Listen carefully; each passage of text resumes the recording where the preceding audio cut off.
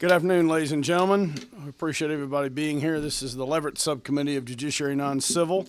As you know, we're running a little behind, and so we appreciate everybody kind of watching for our when the ball would drop, so to speak. We've just got a few bills on the agenda today, and I think we're going to go into the full committee meeting after, assuming the chairman gets here. I believe he's actually presenting in front of one of the government affairs subcommittees right now. So, but just to get started, I'll ask Chairman Silcox to take us to the Lord in prayer. Let's see, which number are you, Chairman? Is it 15? Maybe? 14. 15? All right, I think you're on. Thank you, Mr. Chairman. Let's pray. Dear Lord, we thank you so much for today. We thank you for the opportunity to serve the people of Georgia. Help us, Father, to make just decisions, these very important matters. And thank you for all these people and their dedication to the state.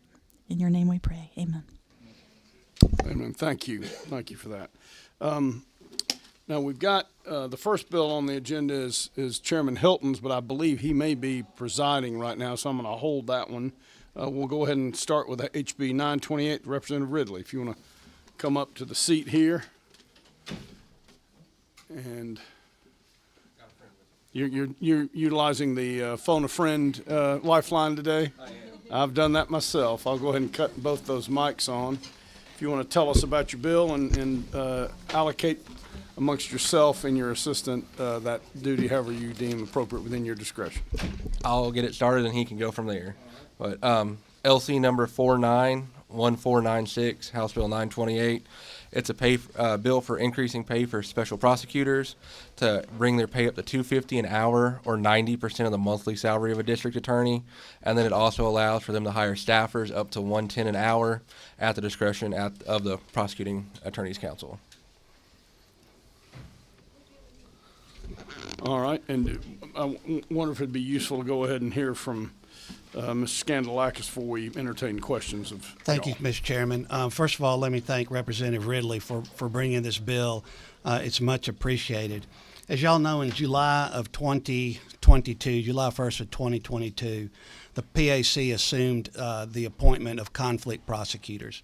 So when a prosecutor is recused, either voluntarily or by court order, it becomes incumbent upon the executive director to appoint a special prosecutor. And I can appoint a special prosecutor from a DA's office. I can appoint a special prosecutor from the Attorney General's office.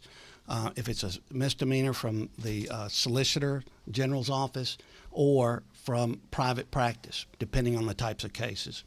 Since July of 2022, just to let you know what the volume has been, we have appointed over 860 cases where the elected prosecutor has recused his or her office.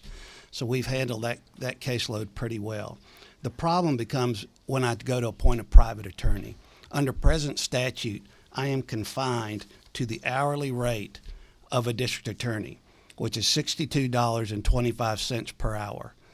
That is all I can pay. That does not allow that district attorney, that private lawyer, from that $62, and I know that's kind of funny, but from that $62.25 an hour, that attorney must use that money to hire additional people if he or she needs it. Now, I'll give you a perfect example. Before I became the executive director and before this law was in place, the Cobb County DA's office had to recuse off a gang case, a 14-person gang case.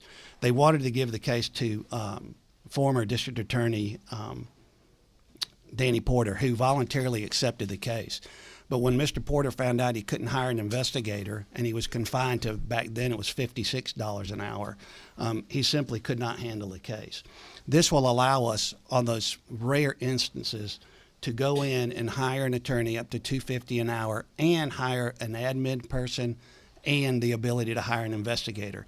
Because as you well know, if you're an attorney and you're interviewing a witness and that witness then changes his or her testimony, you can't be the prosecutor and the person taking the stand to impeach that witness who is giving you a different story. So this would help us tremendously when we do need a private lawyer. And again, it'll be few between on those big cases, but it would be very helpful to have a salary commensurate to what a private attorney should be making.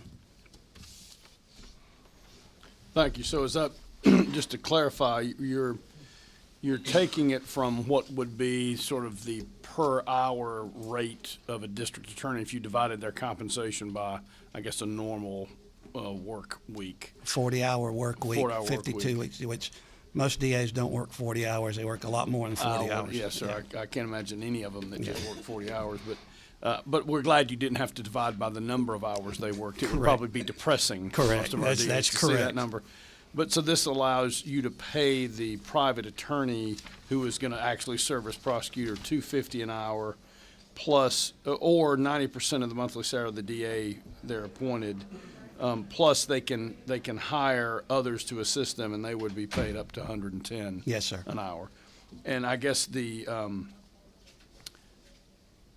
you or the prosecuting attorney's counsel would sort of serve as a check on them hiring way too many people. Yes, sir. It would be the executive director. And what we've done in the past is, for example, when I had the Wendy's case, and I hired Danny Porter to assist me in that case, we signed a contract based upon how long. Of course, at that time we could pay Mr. Porter $58 an hour, and the limitations we had placed on the contract and the requirements, he basically told me eventually, I'm not going to charge you anything because I don't want to fill out all this paperwork. I just want to help on the case. And so he did. He assisted on the case, and that's where we were.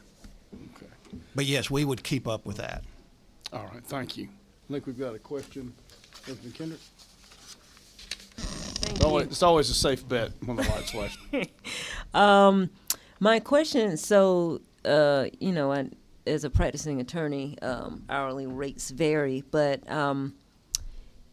I'm wondering if you're going to be back here in, 10 years because, just inflation and stuff. Is there not a way to index it to something so you're not having to come back here to raise it, or is that Did not you- possible?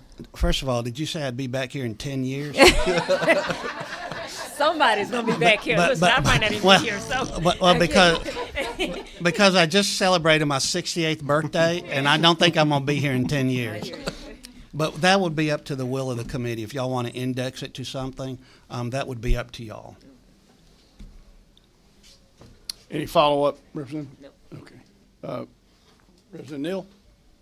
Hi, thank you to the chair. Which one? Thank you.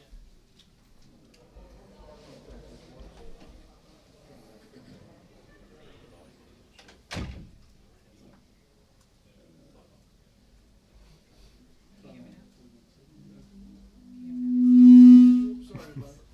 All right, yeah, let's try switching. You've got 7?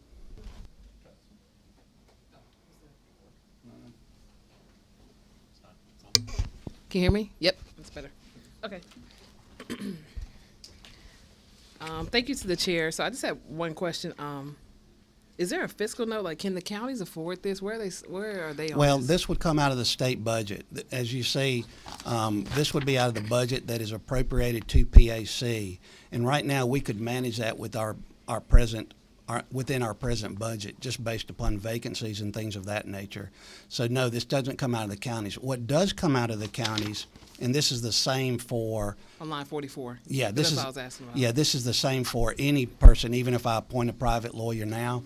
Any exhibits or expert witnesses, trial exhibits and things of that nature, those are billed to the counties anyway. When the Ahmaud Arbery case was tried, a lot of that was billed to Glenn County because that's where that DA had to go down to try that in Cobb County. So it's really the same. Okay. Thank you. So we aren't, the bill isn't really affecting a change as to that particular issue. No, sir. Although there is language in here that seems to be new. Is that just confirming what the practice has been? The practice has been, let me put it, when we appoint a state prosecutor to handle a state recusal, the bill goes to the county.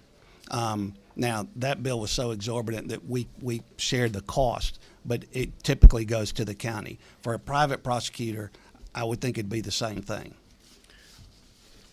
So, When I say bill, I'm just talking about exhibits. yes, not the pay or Not, compensation. no, to not the the pay or person. compensation. No. Just sort of the actual expenses Yes, sir. incurred in the course. Okay, thank you. Any further questions for Mr. Scanlakis or the sponsor?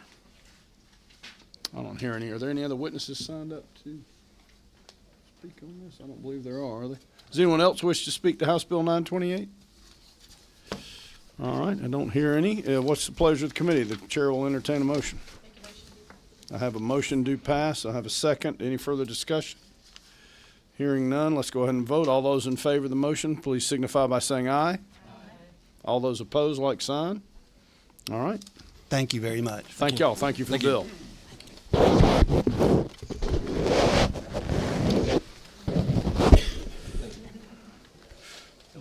All right. Chairman Hilton, why don't you come on up? Were you able to finish your committee meetings, which you were conducting with such precision? Yes. All right, so House Bill 218, and I Yep. guess you are also utilizing the phone a friend option, the Lifeline today as well. Anytime I go to Judiciary, I phone a friend. I need lots of friends in Judiciary. Thank you, Mr. Chairman, members of the committee. I'm here to present to you LC 481159S. This is oh,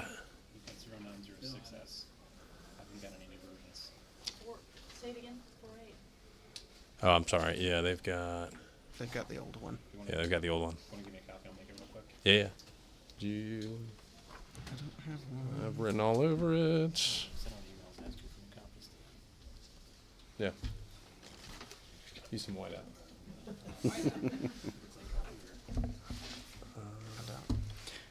Why don't we, maybe you could ask like council just to email one down here and we could try to get that PDF printed out, so. Perfect. It's that time of year.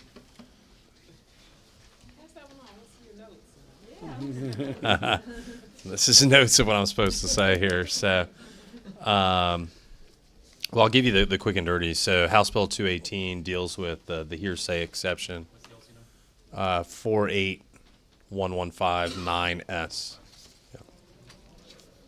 This bill passed out of subcommittee and full committee last year, and actually made it to the floor and just ran out of time on the floor. So. We have worked with GACTL in the off session. We've removed some superfluous language.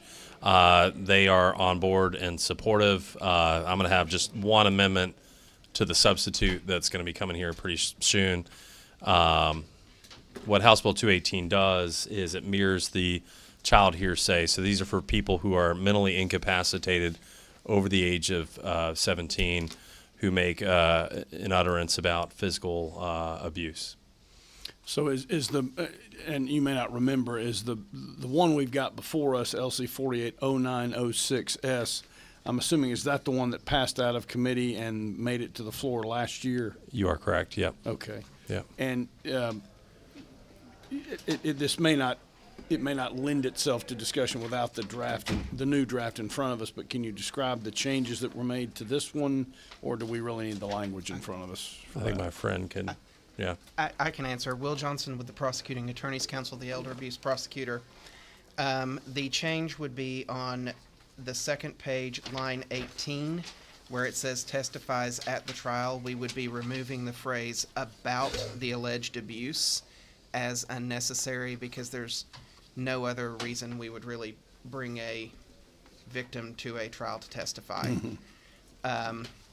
The only other change requested by the defense attorneys was on page 1, line 11, to remove or physically, so that it would only encompass those with mental incapacities, because we could see issues where this would be unnecessary for just a physical disability where a person is capable mentally of providing testimony.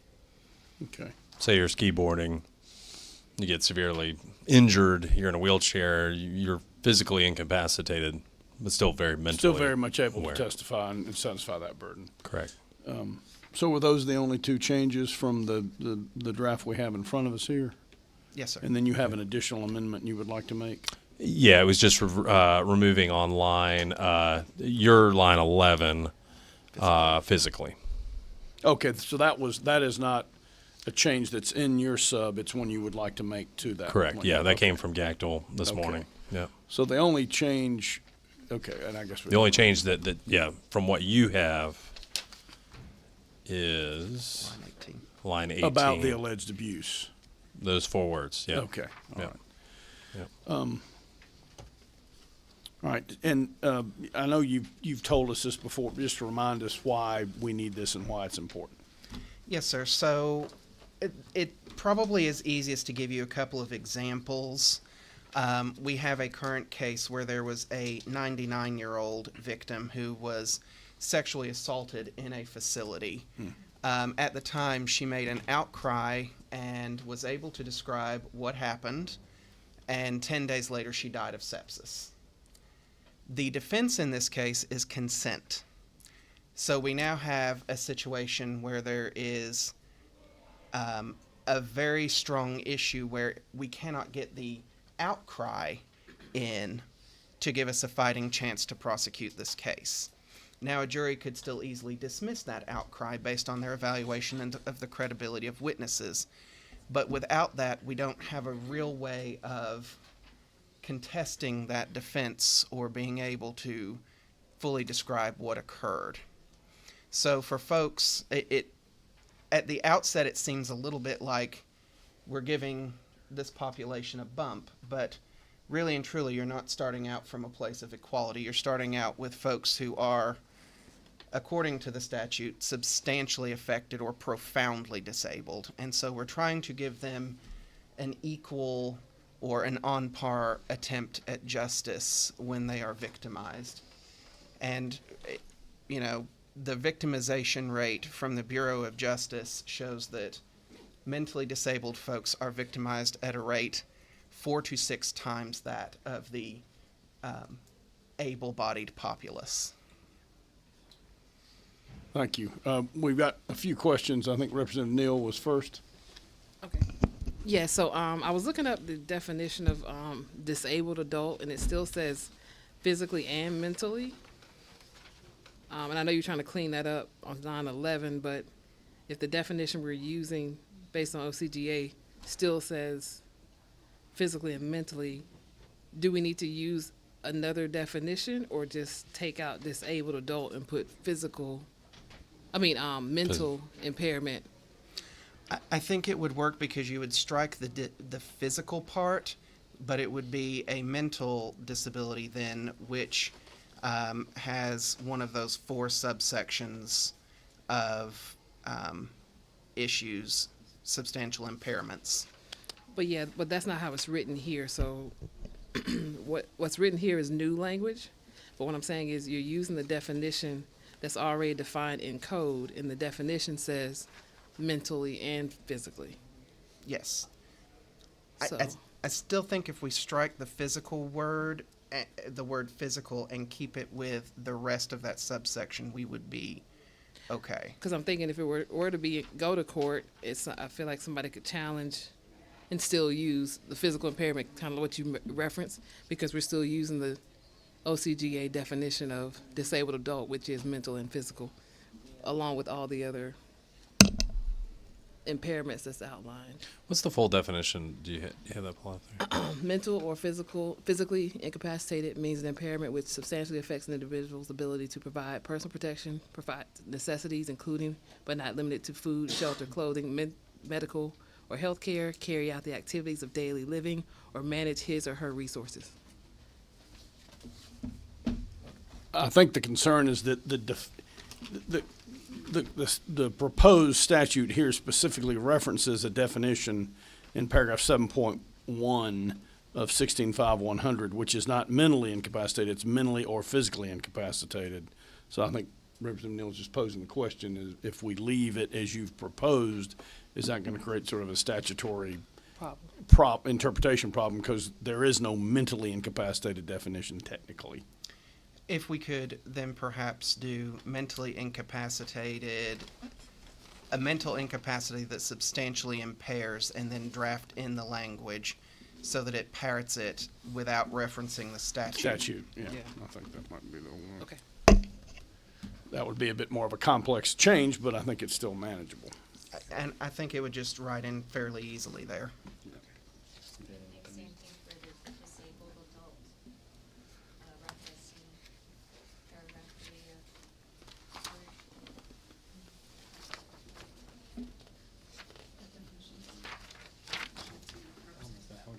OCGA 16-5-100, paragraph 3, which is reference for disabled adult, and that also has mentally or physically incapacity. So maybe we need to just write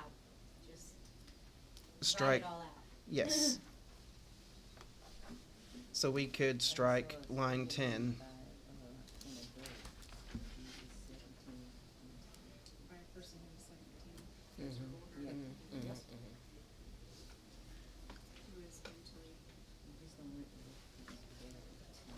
Mentally incapacitated, and then Yeah. use the definition of substantial impairment. Yes. Use substantial, mental. Yeah. Mental. Yeah.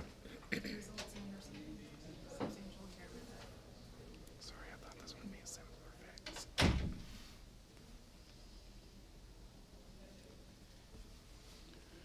I'm sorry, I was trying to find the code section, wasn't paying attention. So, we would say a disabled adult and then strike the reference to the definition? Yes, or a 17-year-old who is mentally incapacitated and has, by having a substantial impairment, and list what those 4 impairing things are.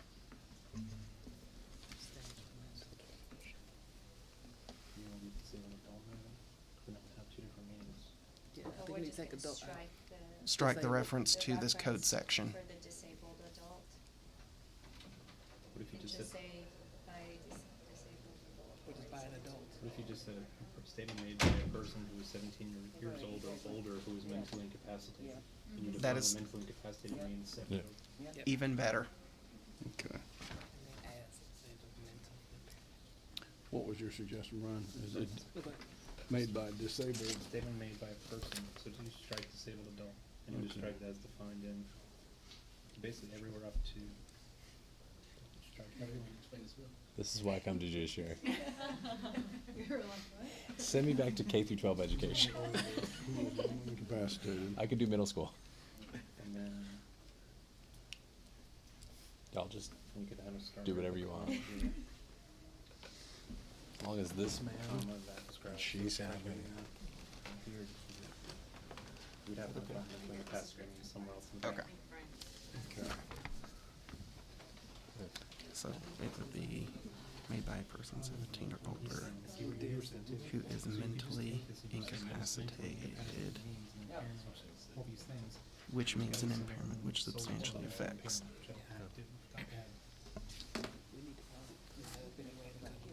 I think you just will run an issue though with 7.1 that says mentally and physically incapacitated and then leaves a broad definition that encompasses all those things. There's nothing that limits it solely to mental, like a mental element, that we need to add something in there if you were to parrot that definition. You know what I mean? Like if you were to create a separate part in the bill that defines what mentally incapacitated means, there needs to be some limiting language that says it's solely about a mental, like, not, you know what I mean? I think so. Not really, I don't think. Not I'm really. just trying to be polite. You know, I'm sorry. Not referencing anything, we're just taking the definition and just deleting the physical part of it.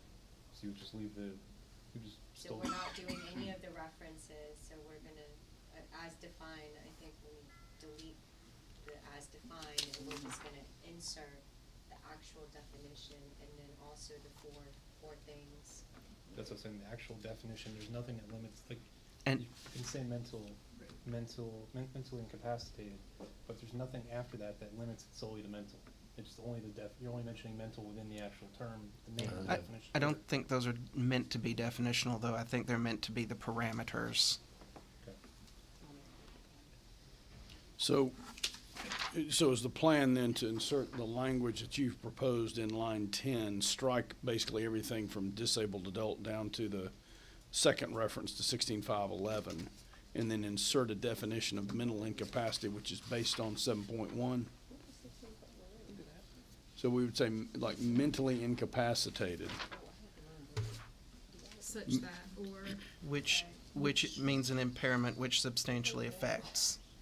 Yeah, I was thinking we would add it as a final sentence, as used in this paragraph, the term mentally incapacitated means a mental impairment, which substantially?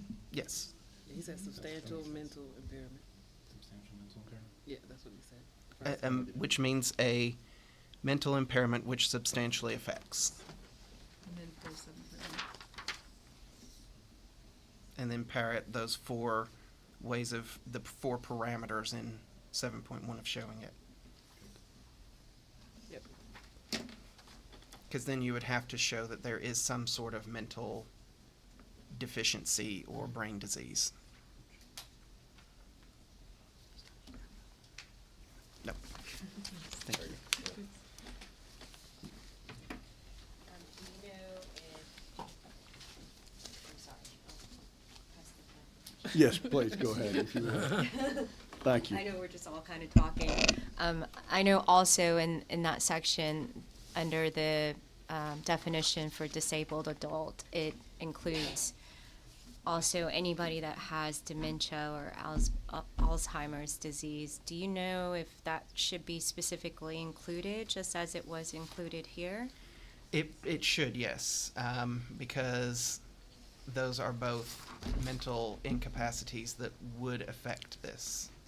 Would that not go just into just a general definition that we're including, or do you think that we need to specifically include it just as it did in this section? I don't think it needs to be specifically stated. They would both be recognized as mental impairments. Okay. All right, so Representative Kendrick, I'm going to come to you in just 1 second. I'm trying to make sure I just understand. Is the amendment we're considering, we would make lines 10, 11, and 12 read, a statement made by a, then we would insert person who's 17 years or older who is mentally incapacitated, and then jump down to the middle line 12 that describes any act of non-consensual, et cetera, et cetera. And then we would add a definition to the end of that paragraph. It says, as used in this paragraph, the term mentally incapacitated means a mental impairment which substantially affects an individual's ability to, and then we would, from that point, parrot the definition. Is that where we are? If that works for the council next to you, that works for me. Like that? Well, I think Representative Kendrick's going to just throw water all over our plan here. Let me call on her. So can we discuss hearsay? Yes. Okay, so on line 15, and it's been a while since I took evidence. So I know non-hearsay stuff is, and correct me if I'm wrong, allowed to be admissible, depending on if the judge will allow it in. So on line 15, when it says shall be admissible, Yes. are we saying that any testimony, as long as it meets the elements that we've laid, has to absolutely be admissible? To a degree, yes, but that would be subject to such a case-by-case basis that it would be hard to say. But yes, if there is an outcry, it would, as long as it met the proper, for instance, an outcry or a forensic interview, as long as they met the criteria, yes, they would be allowed, and they would be subject to cross-examination on credibility and reliability. So the judge would have no discretion, the way it's worded now, versus other non things that are considered non-hearsay, where the judge has, it may be admissible, but under here we're saying it has to be admissible.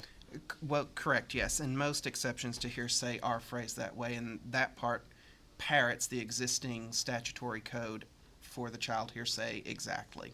Okay, so you're saying it is not non-hearsay, is an exception to hearsay, which is two different things. I believe it would be an exception, yes. Okay. Because it is called, when it's in the child side, it is the child hearsay exception. Okay. Thank you. Thank you, Representative. Oh, do you have another question? Okay. Just errant tap of the button. All right, any other questions for these witnesses?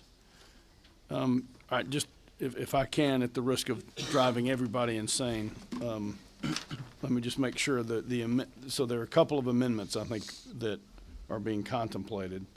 And I don't think we've got your new version yet in our hands, but I think the main change you had there was to strike "or physically" on line 11, and I think we're going to be striking a good portion of that now.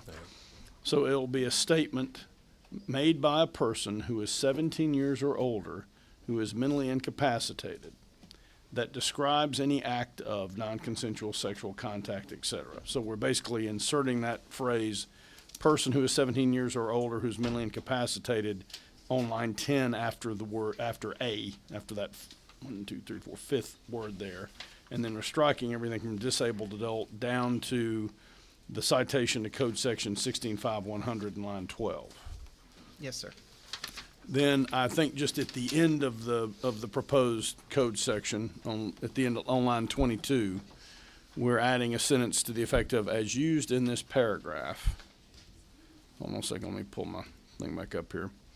The term, quote, mentally incapacitated, close quote, means a mental impairment which substantially affects an individual's ability to A, provide personal protection, B, provide necessities, including but not limited to food, shelter, clothing, medical, or other health care, C, carry out the activities of daily living, or D, manage his or her resources.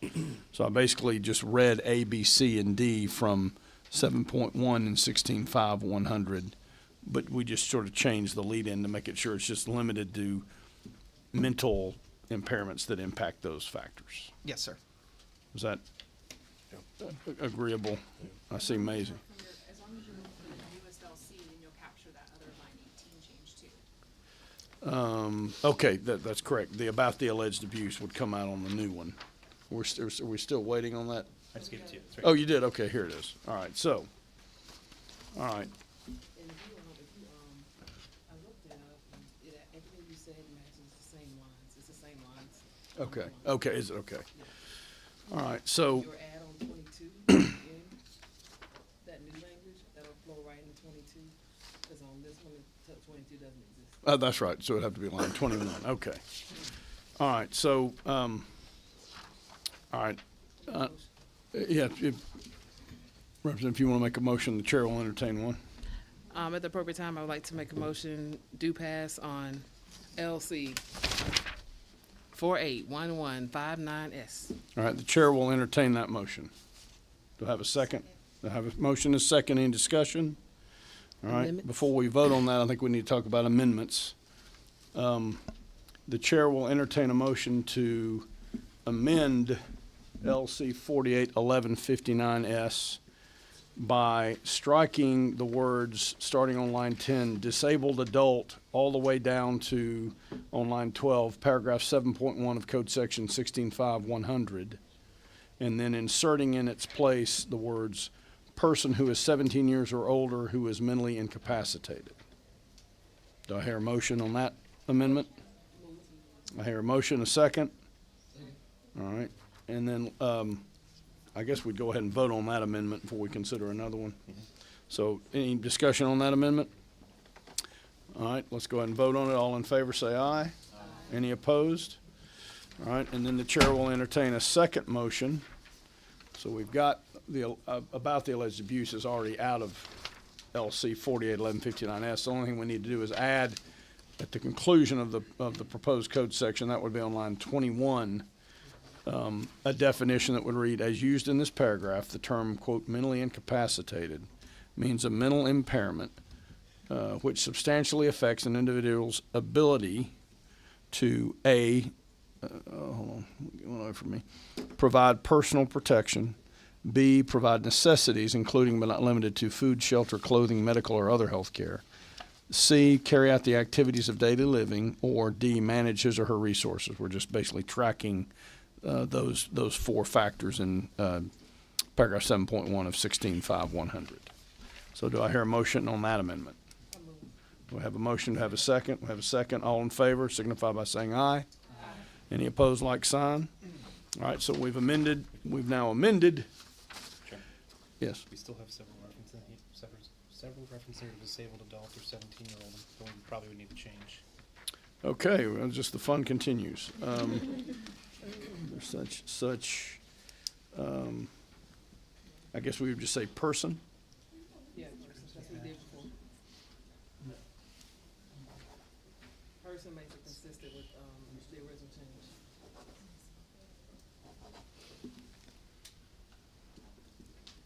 You could always say mentally incapacitated individual too. It's not ideal, but On line 13, Up line. 14, 17, 18, 20. It sounds abrupt.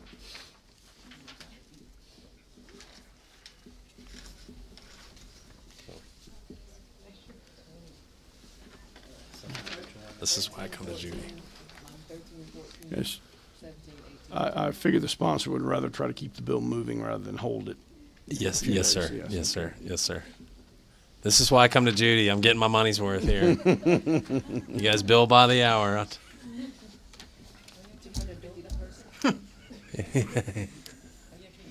Yeah, the word person is used to refer to the person as the witness. So I wonder if we should say like mentally incapacitated individual, to your point.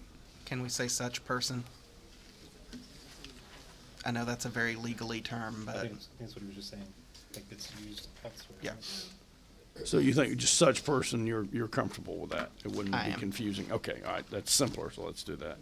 All right, so as a third amendment, I'm gonna sort of wrap these. We would strike on lines 13, disabled adult or 17-year-old, which appears on 14, and replace it with the word person. And then on line 14, toward the end of the line, after the word such, we would strike disabled adult or 17-year-old and replace it with person, and then leave the comma in there. And then also on line 7, well, I'm 17, looking at 18, 20. 17, yeah, I guess everywhere disabled adult or 17-year-old, we would just make that to be such person. And also on line 18 and 20. Okay. The only problem is in line 20, it says that the person to whom the disabled adult or 17-year-old makes such statement is subject. So you're gonna have the person to whom such person, To whom the statement is made. the person to whom the statement is made. You might, Okay. you might want to consider making that person to whom the statement is made an individual in the language, because then you get rid of that problem at line 20 that you're just noticing, Brian. Because if you replace the disabled adult or 17-year-old at line 20 and 21, you end up with the person to whom the person. What would you use? The person, Individual. You could go back and make the person to whom the statement. such statement, Such statement, make it the individual to whom such statement, so that you're distinguishing the person being the victim / witness. So 20, The receiver of the information becomes the individual, so that would be you would need to do it at line 15. The testimony of the individual to whom such statement was made. I think 15 is fine. And then you would use an individual again on line 20, and that way every time it's that individual, that person who received the information, you're using individual. Makes versus- sense. Is that okay? makes sense. And I think it's just those two places. Okay. So individual is going to be the witness, and Yes. person is the victim. Yeah, Yes. Okay. or also witness. but- All right. So can someone describe to me what we're doing now differently? So you just, you changed person to individual in lines 15 and line 20. And then you'd continue with your amendment to just say such person in the other spots. Okay. I think that makes sense. That's what I thought. All right. So so we're still changing disabled adult or 17-year-old to person on lines 13 and 14. And then 17, 18, 20, you'd still do too. 17, 18, and 20, and then we're making one additional, we're changing person to individual on lines 15 and 20? Yeah. Ooh, okay. I'm sorry, this is Ledge Council. If we already referred to, the individual who's mentally incapacitated, why wouldn't we just say on that line, the person to whom the mentally incapacitated person, or instead of saying individual, we've already identified that, you know, someone is mentally incapacitated earlier in the statute language. So I think in order to avoid the confusion of changing it to individual, we should kind of label that person, or label that the mental incapacity for that particular person term on that line, if you follow what I'm saying. And I can wordsmith that, but that might be a little bit simpler than changing person and individual. That's fine. Okay, So will that just affect those two locations, those two Yes. spots? That would- Okay. correct. I think we would be changing, you'd be 17-year-old or who's mentally or physically incapacitated, you'd be changing that to mentally incapacitated, right? Yes, the Mentally mentally incapacitated incapacitated person. So that'd be all the ones you'd reference, we just wouldn't be making two changes on 15 and 20. You'd be skipping those. Okay, so that would still be testimony of the person to whom such statement was made and the person to whom the disabled, The mentally incapacitated person. where made you, Such statement.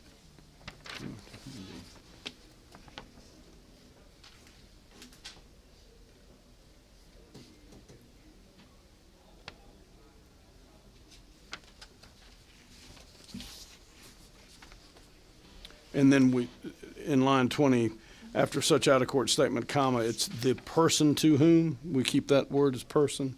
Okay.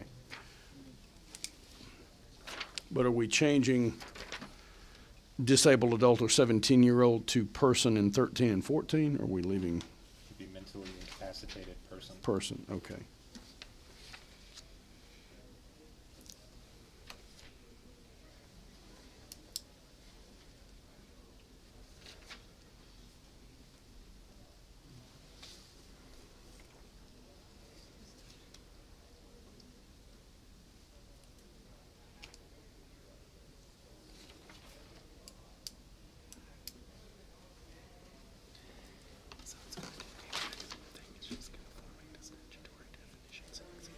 And we're gonna, also at the top on line 17, disabled adult or 17-year-old would be mentally incapacitated person.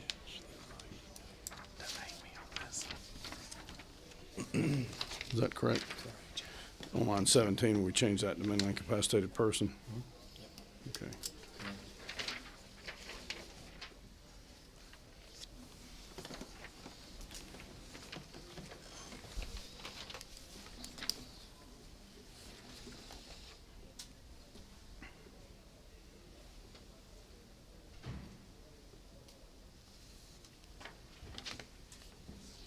And then are we leaving after such out-of-court statement, comma, the person, that's gonna remain person? Yes. Okay. I'm at line 19, so I'm just gonna read what I have from line 17 throughout.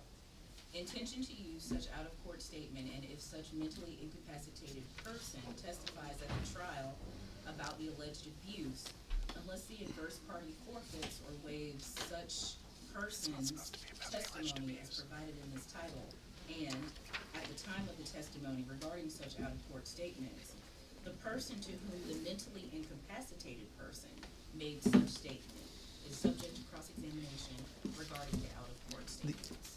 The only thing is the sub took out about the alleged abuse on line 18. So we're taking out about the alleged abuse. It was already removed. We've got a new substitute, well, that's Right, been I removed. get it, I just You- don't remember. Yes. Okay. Thank you.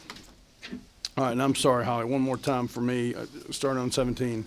Intention to use such out-of-court statement if such mentally incapacitated person testifies at the trial, unless the adverse party forfeits or waives such mentally incapacitated person's testimony Yes. as provided in this title, and at the time of the testimony regarding such out-of-court statement, the person to whom the mentally incapacitated person made such statement Yes. is subject to, okay, all right.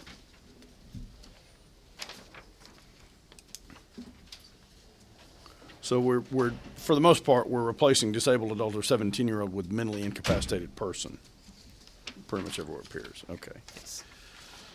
All right.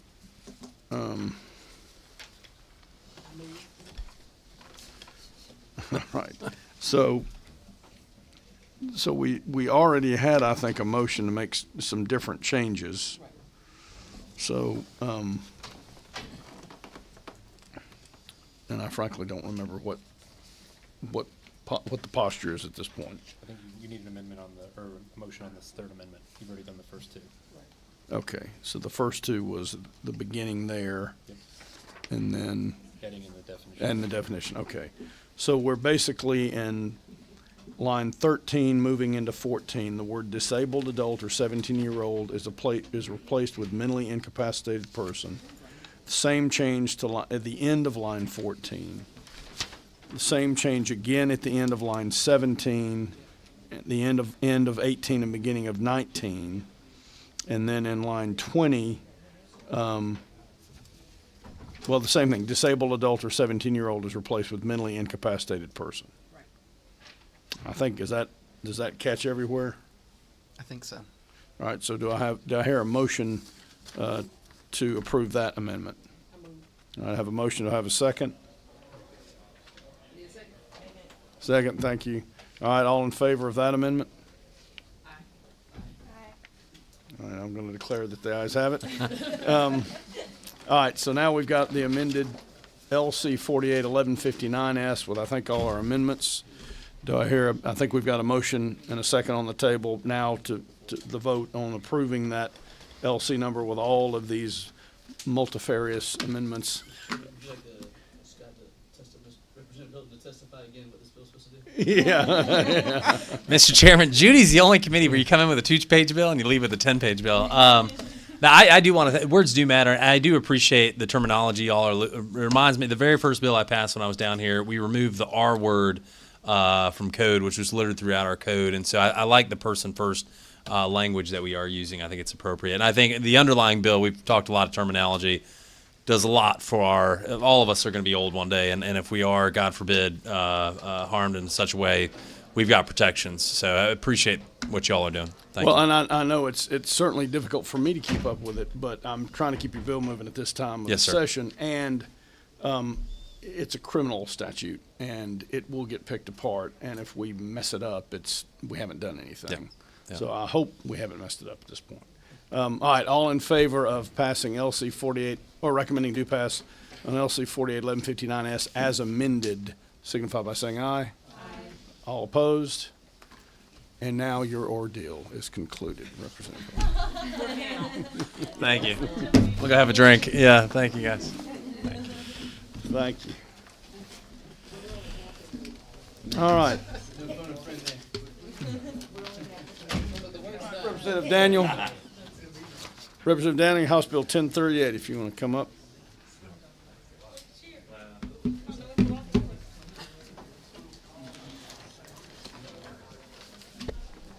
Hello, thank you. I am back with House Bill 1038. We discussed this at length the other day. I did amend it to provide a definition for assisted reproduction. This was a concern that Gactel brought. Basically, any physician off the street, they were concerned that if they donated genetic material, that they could be grouped into this. And so obviously that was not the intent. So we tightened that pretty substantially, and then we also included the language from the fertility industry themselves, just to make sure that this is a crime that has to knowingly be committed. And so that was the changes. Everything else is still the same.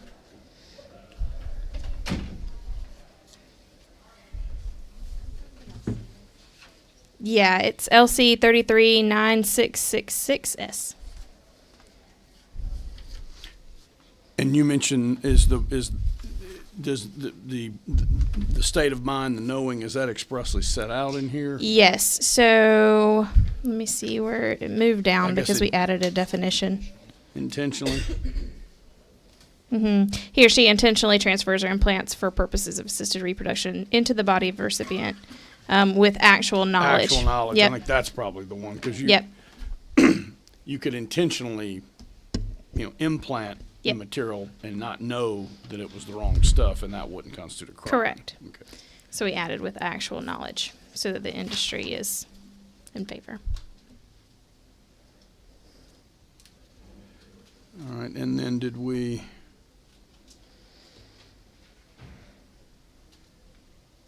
Okay. All right, Representative Kendrick. Thank you.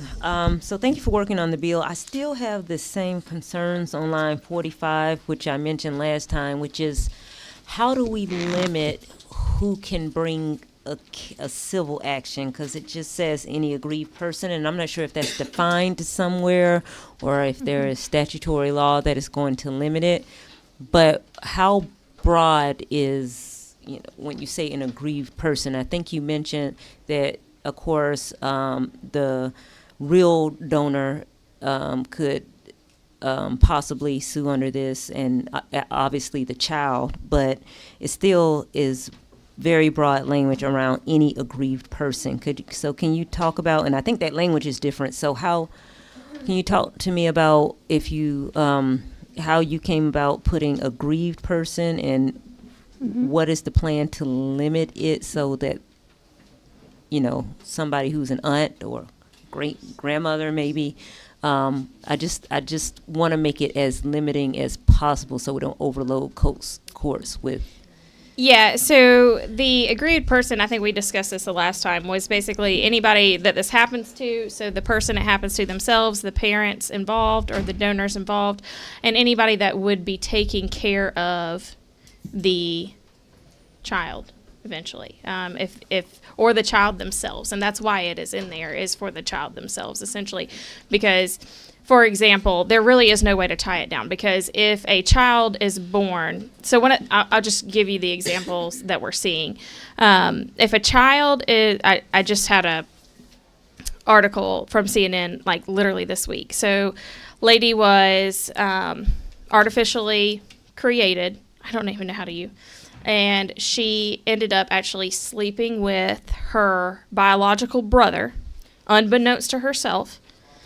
And this has happened before, where the two people were related, and then they had a child that had some type of genetic deformity. So without that language, you wouldn't be able to follow the lineage of whoever it may aggrieve. So in that scenario, if I can get a follow-up question, in that scenario, you're saying that the definition of the aggrieved person would be the brother that she slept with, and so he should have a civil right of action? No, it would be the child that was created between the two of them, if they had a genetic deformity. Right. So I guess what I'm asking is why the three categories of people that you mentioned, why can't we just say those three categories as saying aggrieved person? Because it could be a grandmother. So if this was my child that was deformed and I passed away in a car accident, then the grandmother's responsible. There is no course of justice for that child if I'm deceased. Let me think about it. I still think it's too broad for my... All right, Representative Neal. Thank you to the chair. If I could throw something out there, take it or leave it, to avoid a free-for-all, to the representative's point, maybe, and I'm just tossing something out there, insert directly aggrieved person to include a victim or the original owner of said specimen or the child, when they become the appropriate age, may institute a civil action against any person, yada, yada, yada. No, I'm saying I added. Yeah, so I somewhat tailored this to other states and how they had it, because it is a large swath of people that could be aggrieved depending on circumstance. I mean, there are so many different reasons people would seek fertility treatment, and each of their scenarios could be different. And so trying to prescribe, who it may affect would be difficult, I think.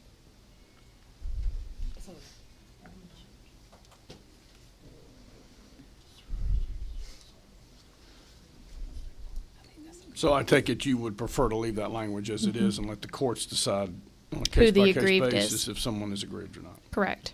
Okay.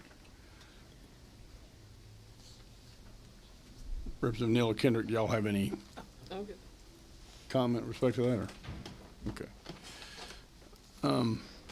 Who's 14, is that Chairman Silcock? Pardon the pun, but I agree. No, I'm kidding. No, seriously, I just think there's an unlimited number of possibilities. If you had death in the family, if you had multiple people caring for the child, and this was discovered later, and there were no living relatives, I just think there's a lot of different scenarios. Right. And it could be years and years later. Correct. So I agree. You should aggrievedly. I say Let we the should leave it courts- aggrieved. Yeah, thank you. So you agree with aggrieved? You do, okay. All right. Any other questions of the sponsor? I think we've got some other folks who wish to testify on the bill as well. All right.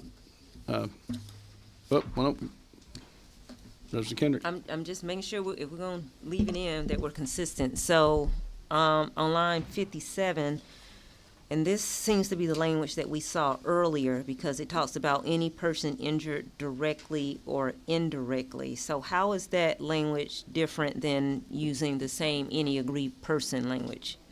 Or we're saying that any aggrieved person can institute any civil action, but you have to be a person injured directly or indirectly in order to get compensatory and punitive damages?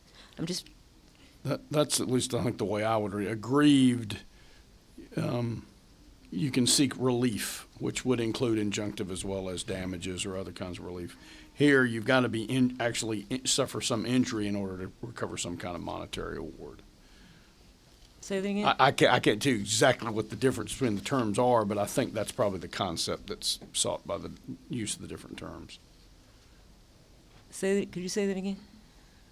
I think if you're aggrieved, whatever a court might decide that is, you can obtain some relief, but that might not necessarily include damages. If you've actually been directly or indirectly injured by the conduct that constitutes the violation, then in addition to other relief, you would be authorized to recover money, compensatory or punitive damages, litigation costs, and reasonable attorney's fees. Okay. So I think there's it's still a rather vague distinction, but I think there's a distinction. I think the different terms try to make a distinction in that respect. In other words, if you're aggrieved, you might get some relief, but not necessarily money. If you've been directly injured or indirectly injured, you could also recover some kind of compensatory damage award.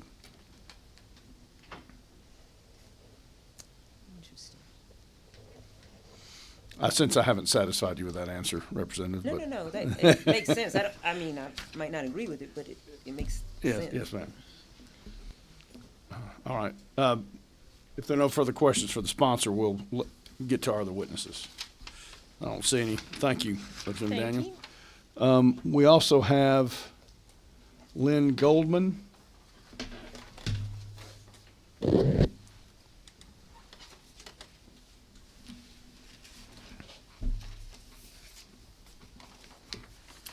Hey, if you'll just state your name, which mic would you prefer to use? This That one. one, all right, I'll cut the other one off. If you just state your name so our audience at home can know your name, and then just Sure. proceed with the testimony when you're ready. Okay, my name is Lynn Goldman, and I am a fertility law specialist. I've been practicing in this area of law for over 11 years now. And thank you for allowing me to address you today. I appreciate that. As Mr. Hilton, who was up here before, stated, words matter. And while I think the intent of this bill is definitely needed, and I agree with it, and I really hope that we can get this bill passed, I do think there's one word in this bill that we might want to take a look at. One word I came up with is progenitor, and we'll talk about that in 1 second. But, as a person who practices in this field, and a person who's gone through their own IVF journey, I want to make sure that we get this bill right, and it addresses the doctors who transfer their own genetic material to patients, or intentionally transfers the wrong genetic material to a patient. My specific concern is with the use of the term donor in line 20. By using the term donor through this bill, it only limits the bill to prosecuting doctors in insemination or IVF cases involving donor eggs, sperm, or embryos. So, for example, in my journey, I went through IVF using my own eggs, my husband's sperm. I received no donated genetic material. This bill, as it's written, would not cover me. And so, if the doctor had transferred somebody else's embryo to me, this bill wouldn't cover it because it's only related to donated egg, sperm, or embryos, or the term we call all of that is gametes. So I want to make sure that this bill is written right so it covers somebody like me that did not receive any donated genetic material. So one suggestion I had is to use the term progenitor instead of donor, or you can use the term provider. I mean, I'm open to any other term besides donor because that, again, refers to donated genetic material, which would not have covered someone like me. And then also it would be changing the term donor in lines 29 and 30 as well to either progenitor, provider, again, or any other term. But I just want to make sure that this bill covers everybody that's going through fertility treatment, not just those receiving donated genetic material. I think you've got a question, Representative Reeves? Yes. Thank you for Sure. your testimony and for bringing this idea, and I have marked it as Amendment 1, and I'll circulate it to the committee. My question is there precedent for that definition? Are there other states? Is this, a good idea that you have, or is there a model or template Sure. that we can rely upon? So both California and Louisiana have used the term provider instead of the term donor. And so that's another term that can be used as well. California had a statute that was directly on point that used the term provider, as well as Louisiana's was on point as well. But they didn't use the word progenitor. No, they used the word provider. I'm sorry. Yeah. Thanks. Sorry. There we go.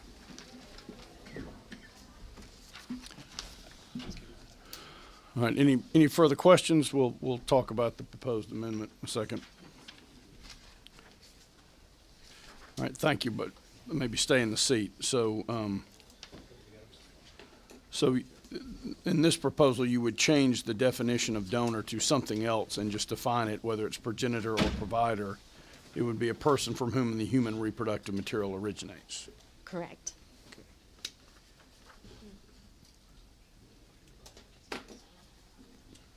Again, my purpose is really to expand The this scope. law. Yeah. Yeah. All right, so we basically we would not use the term donor, we'd use some other term and change that definition. Correct. And it looks like the only places, other than in the definition, you would change, Is line 29 and 30.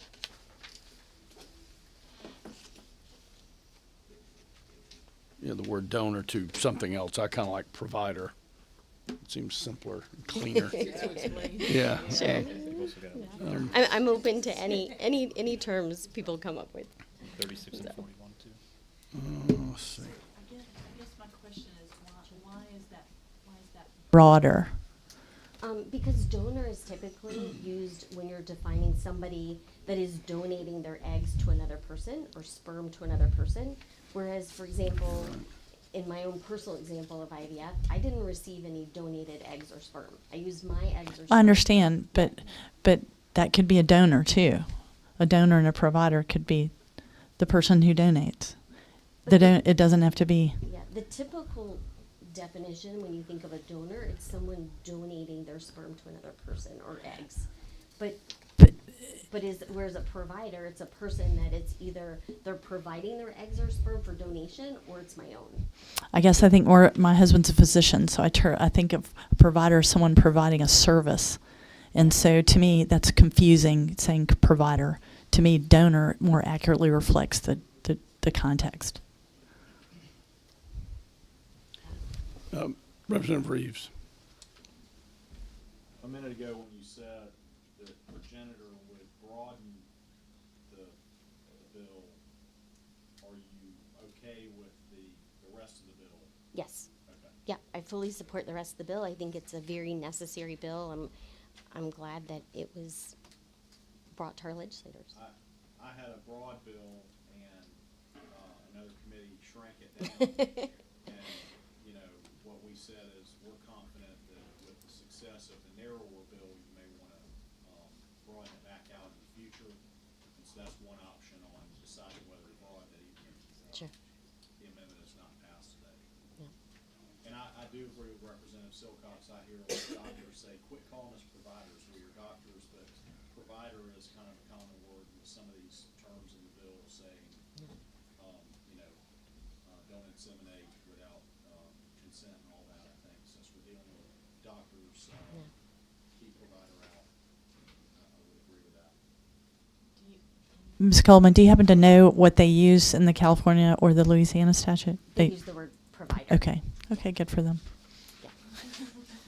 I wonder if we could achieve the same result by just leaving the word donor as a defined term, but add after the word donates or provides to, so it would be a person who donates or provides human reproductive material. Is a concern that to donate implies contributing for use by someone else, whereas provide does not? Yes. Okay. On line 21, I did add for personal use, so it's already there according to Ledge Council. That was my understanding. Okay. Is that it would cover people that were using it for personal Personal use, right.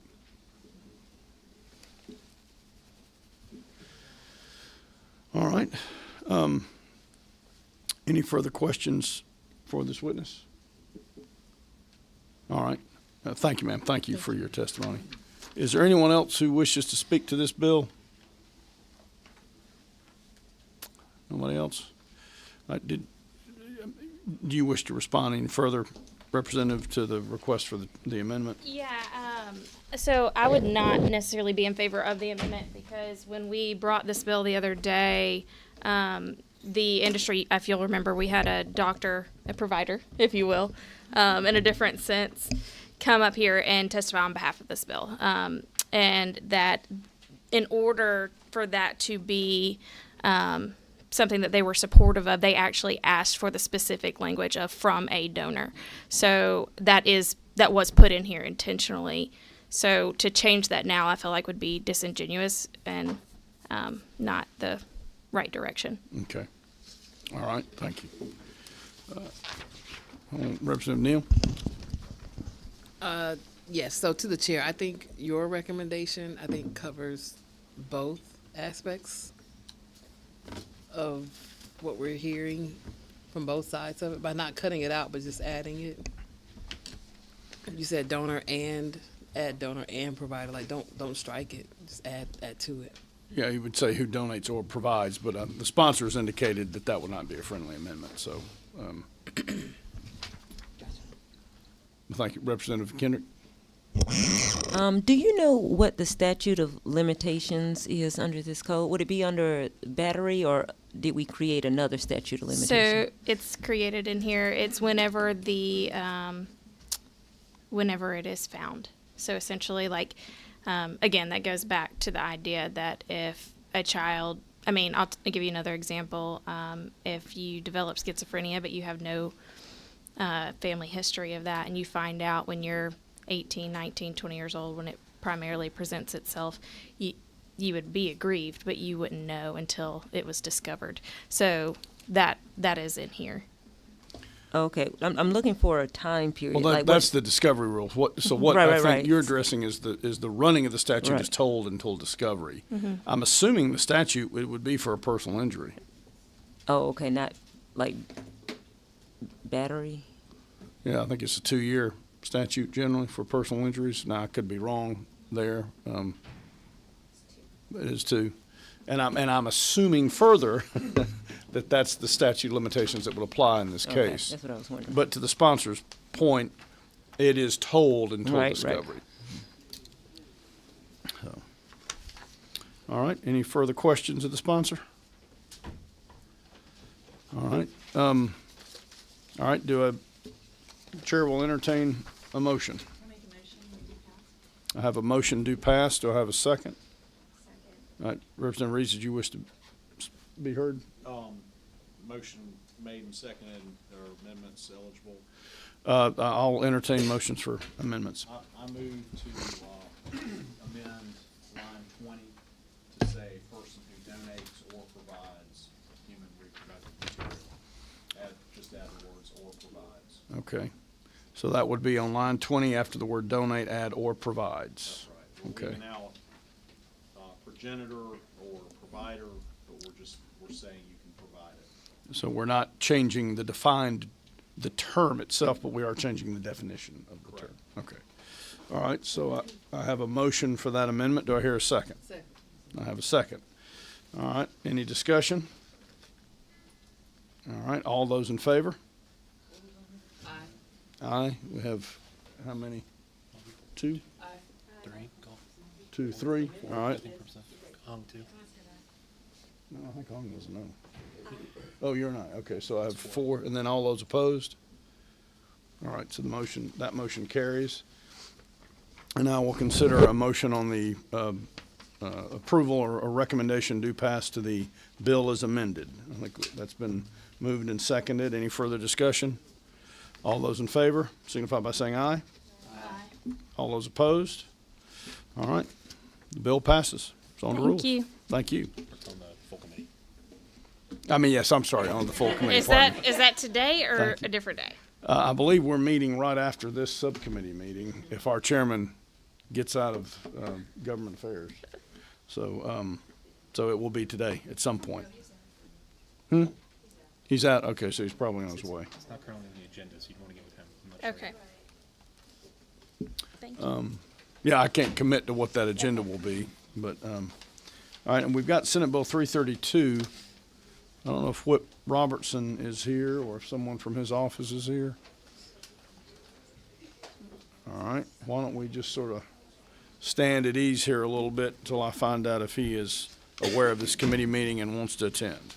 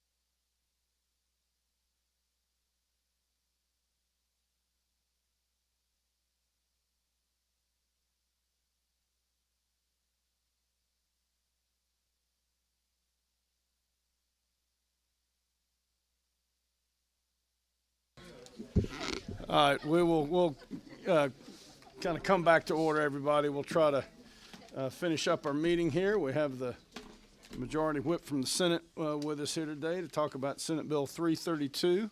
So, Mr. Whip, I think I got the right mic on. If you want to go ahead and tell us about your bill. Thank you, Mr. Chairman. Mr. Chairman, the copy I have in my folder is SB 332/CSFA, Charlie Sierra Foxtrot Alpha, has passed through the Senate. Everybody's real familiar with this legislation. Myself and my good friend Representative Gullett have carried this thing and pushed for it from all sides over the past couple of years, and it has withstood constitutional challenges. But when it got to the last portion, the Georgia Supreme Court, which I think rightly made the decision that due to possible appeals down the road, that they would not be the best person or the best group, if you will, to codify the rules for this committee. So all I have done on line 16 is strike where it says, provided, however, that such standards and rules shall be effective only upon review and adoption by the Supreme Court. So it's the exact same language with the exception of removing that requirement. So the commission would be able just to basically adopt its own rules? Yes, sir. And the commission is made up of judges, prosecutors, former prosecutors. And to be clear, when I talk about prosecutors, I'm talking about district attorneys and solicitor generals. So these are those who prosecute misdemeanors and felonies. Okay. All right. Do I have any questions for the sponsor from members of the committee? Going to give them a minute. Yep, I knew we'd have one. Representative Neal. Thank you to the chair. Thank you to my friend in the Senate. I hate going against you on anything. We work well together. You carried my bill in the Senate and got it passed. But I did want to let you know I admire you, but I won't be able to support you on this bill, and we can work together on something else. And I appreciate that. I appreciate your honesty. And before I got here, I talked to the late, great Tom Buck, and he told me one time, just never let anybody be surprised by your vote, and you'll always have friends. So thank you. Mm-hmm. Thank you, Representative. I suppose rather than a question, that was more of an explanation and apology. Yes, yes. That was a hug from across the table. Yes. Any other questions? All right. Mr.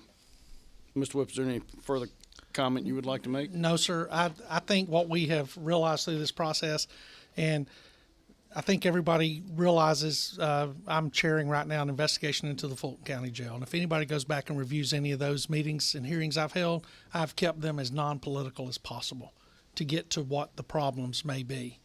And I've tried to do that on every piece of legislation I've done. And I've partnered with Representative Gullett on several things. And I think we have both held ourselves above the political fray when we enter into these areas. And I think we're doing that in this also. Well, thank you. Thank you very much. Is there anyone else who wishes to speak to this bill, Senate Bill 332?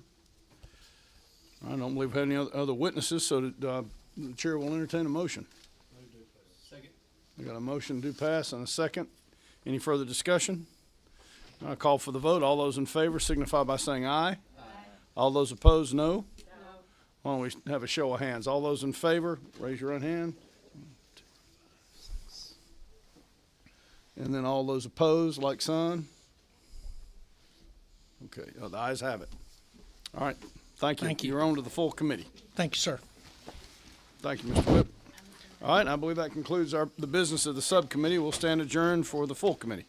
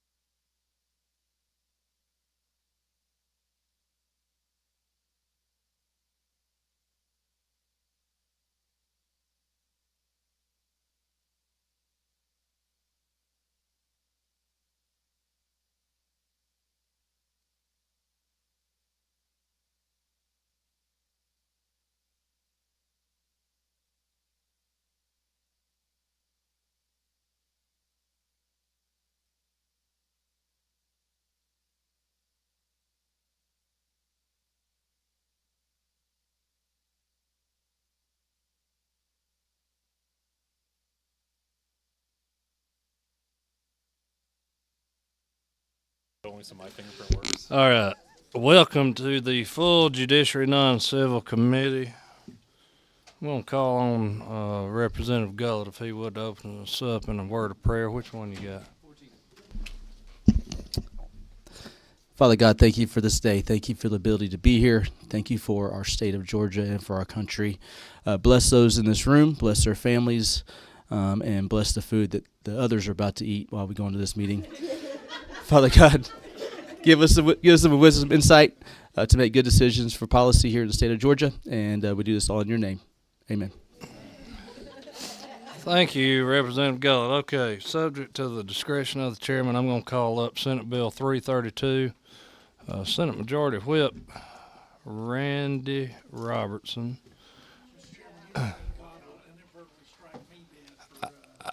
Representative Gullett's prayer. You know, Mr. Whip, I was a little afraid the roof was going to cave in, as I do many times, but that's another day and another discussion. Members, hold on just a minute. I know we're getting that bill out to members of the committee. Feel like Patton sometimes. The log train got to catch up sometimes, and we got a great staff that helps us with that. You say Patton? You know, we got his house at Fort Moore in Columbus. Really? Wow. Behind the Infantry Museum. Wow. Let's come check it out. All right. As members of the committee are getting this bill, Mr. Whip, go ahead and tell us what you got. Yes, sir. Mr. Chairman, as you're well aware, this is something that yourself, Representative Gullett, and several of us worked on for the past 2 years to try to perfect, and it has withstood the challenges that it has faced so far. And the only pushback we got on it, which is something that I felt was reasonable, is that the Georgia Supreme Court said they did not feel comfortable with what we put on line 16, starting at the word provided, however, and it goes on to say that such standards and rules shall be effective only upon review and adoption by the Supreme Court. They felt that for the possibility of review or appeal, that it would be best that they stay out of it. So what I did is I went back into the bill and I struck the line that they had some concern with to let the bill move forward as originally passed, with the exception of that short line. All right, fairly simple change. Got number 4. Is that Representative Roberts? Thank you, Mr. Chair. How are you, Senator I'm fine, Robertson? ma'am. Oh, good. So I'm just curious. You said that in the subcommittee. I just happen to be sitting here. Yes, and then ma'am. again, can you tell me what legal challenge has been raised on this particular bill thus far that it's withstood? Yes, ma'am. There was a challenge by 5 district attorneys to the Superior Court of, I believe it was Fulton, and the judge's opinion was very much suspect of the challenge throughout the narrative. I wish I would have brought it with me. I had it with me. I wasn't aware that I was going to have the hearing today, and I'd be happy to provide that for you. But if reading the judge's opinion, that he felt that the lack of standing and other things that were brought up in their challenge would not sustain the full court. And again, I'd be happy to share that PDF with you. I'm happy to take a look at it. I was Yes. not aware that there was any conclusions in that case. No, ma'am. What happened was once the Supreme Court came out, the DAs dropped their challenge any further. But reading the judge's opinion, But I think what it's- was the opinion of if they dismissed the claim? That's what I'm trying to figure No, out. no. What I'm saying is the judge went through, read everything. They asked for an injunction, and the judge denied the injunction. They on the- they did. That is true. Yes, yes. That is true. Yes. Okay. And so that would be the challenge. I But would they say. asked on whether or not this withstands constitutional muster. And at there this has point. not, and there has not been a legitimate challenge to that. Okay, Yes, thank ma'am. you so much. Thank you, and I'm sorry if I wasn't No, clear. no, no. I Yes, just wanted to clarify. Thank yes, you. ma'am. All right. Number 5, Representative Miller. Thank you, Mr. Chairman. Good afternoon, Mr. Whip. Thank you for your bill again. This is the bill that won't go away, but I certainly understand what we're trying to do here. So I just had a couple questions, some concerns that have come up about this particular removal of the Supreme Court as sort of a nonpartisan check on a commission that is largely appointed along partisan lines or by partisans, okay? Yes, ma'am. Does the prosecutor oversight bill guarantee elected district attorneys a right to counsel if they're brought before the council pursuant to a complaint? To be honest with you, I doubt, are we talking about a criminal complaint? I think they would have the same rights that a judge would have under a JQC complaint, as the same right to due process would be my assumption. Okay, but I haven't personally. And I'm not addressing any part of that bill. I'm not changing any of that today. Why do you, I'm sorry, I didn't mean to hit you. Okay, so my questions are really just concerned with this due process issue, since we're here on a very limited sort of change to the And I to do the want rule. to point out that the Supreme Court is the ones who made the decision that they would not be a part of the process. Right, This was not correct. me removing them, under my own. Right, and the Supreme Court, as you know, determined that they thought that it implicated improperly the separation of powers, because as a judicial branch, they did not believe that they had the authority to regulate the executive branch when the executive branch is performing purely executive functions. And what would be the definition of executive branch? So there's the legislative, No, the I three understand the branches. branches. Which executive branch are you So referring? the district attorneys are part of the executive branch of government. Okay, and my understanding is that question has not been answered fully yet as to whether they fall under the executive branch or the judicial branch. Prosecutors? Yes, ma'am. Okay. So traditionally, prosecutors can be regulated by the judicial branch when they are in court and performing, like any other lawyer that appears before a court. Yes, ma'am.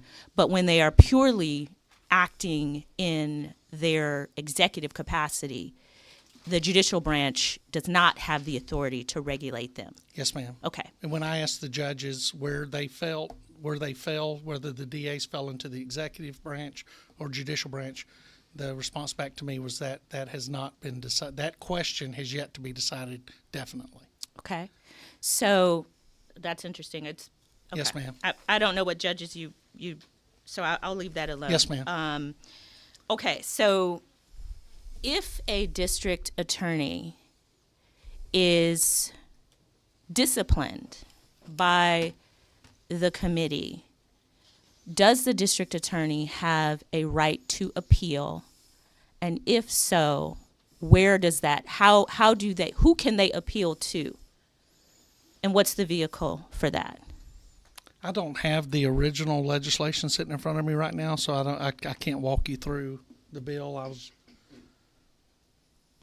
I think we have a phone a friend over here. We do. Representative Gullett. Yeah, I believe in the version of the original bill, you would appeal that to the Fulton County Superior Court. So then, what happens after that? Fulton County Superior Court judge makes a ruling, and then it can go through the appellate process at that point. Is the appellate process through the Court of Appeals, or is it through the Supreme Court? It's the entire process through the Court of Appeals, and then the Supreme Court. Okay. So I guess when we stated in the bill previously that district attorney would have the right to appeal originally to whatever, to the Fulton County, I guess, Superior Court, and then to the Supreme Court. So my version of the bill is different. My version said you appeal it in the county of the district that you're in. I know. Right. I'm talking about the original. So Right. I'm going back a step. Okay. So when we go from the Superior Court, whatever jurisdiction, whether it's the old one where it could be the Fulton, or the new one where it's wherever the judicial circuit is where the district attorney practices, is it your belief that the district attorney, if they are in fact removed by the commission, affirmed by the Superior Court, that they then have the ability to go to the Court of Appeals or to the Supreme Court? I don't have that bill in front of me either. I think that you go through the appeals court first, but I don't know. I believe it was that. I have to look at it. In my version, it went to the Supreme Court. No, Okay. not the appellate court though. All right. Any questions concerning the language that we have proposed to us in SB 332? CSFA, striking the provision there, starting on line 16, going to line 17. Any other questions about that in particular? Representative Miller. Yes. So what, if any, if the Supreme Court is stricken from reviewing and approving the rules, what mechanism would prosecutors have or the public have for ensuring that the rules as drafted by this commission of unelected people with the potential to remove an elected person, that those rules comport with due process and fairness and the requisite deference to the will of the voters who get to elect their district attorney?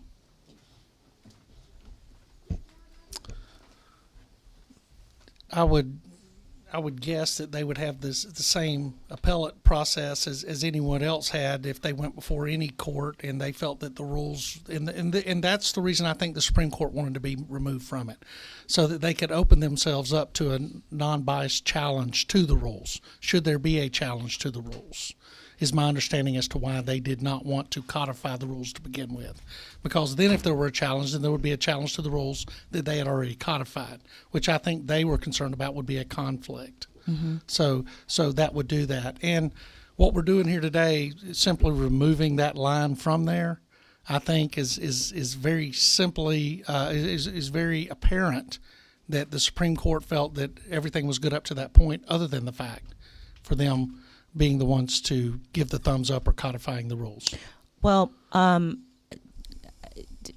not sure that the Supreme Court was asked to decide on whether everything else was okay. I'm not sure that challenge went before them. As I understand it, they were given the rules to approve the rules Right. pursuant to the way the statute was originally drafted. Right. They were not there to decide. I read their opinion. It's very long. I'll be happy to reread it. I'm sure with the nodding of your head that you've read it. I have. So when they read through it, they didn't feel it was their place to do this, because there would be an opportunity for a challenge. And I have a tremendous amount of respect for them making that decision on the front end. Mm-hmm. I think it's the right decision, and I think it's very fair. And if anything, it makes the process even more fair Mm-hmm. to a district attorney that may be removed, which I think, based on the original legislation, would require some substantial neglect on behalf of a prosecutor to ever get to that point. All right, Representative Gullett. Hold on, I'll come back. Representative Gullett. Thank you. I will say they had direct to the Supreme Court, not to the appellate court, to clarify. I see it in Section M of the previous bill. But isn't it true that we've had some prosecutors in Columbus, prosecutor in Paulding County, prosecutor in Glenn County, prosecutor in Athens-Clarke County? I can think of just top of my head, I know there's more, that have had issues with the trust of the people back home because of decisions that they made, whether it be decisions not to prosecute cases in full, like saying I'm not prosecuting an entire, I'm not prosecuting any misdemeanor drug cases, or whether they're intentionally weighing in on cases that they have removed themselves from, like Glenn County, or if they've habitually sexually harassed their employees, where it's just caused undue harm to the justice system in the county. And that what this ultimately this commission is there to do, is to address those issues. And by striking this just lets the commission move forward. We've already decided that we want a commission in the state. This just allows the commission to move forward with their work. Yes, sir. The short answer to that is yes, and you and I discussed it early on as to the multiple issues we had. The primary reason that I got involved in this fray to begin with was by a district attorney in the Chattahoochee Circuit by the name of Mark Jones, who was elected. One of his campaign slogans was "Free the Green." He was elected in the primary. There was no opposition from the other party. Once he got into office, he offered rewards to prosecutors who got convictions, which is unethical. He was also picked up on a police officer body camera asking an officer to perjure himself on the witness stand in court on an upcoming case, that the officer was out working a second job and he came up and did this. My primary focus was that those kind of prosecutors we did not have.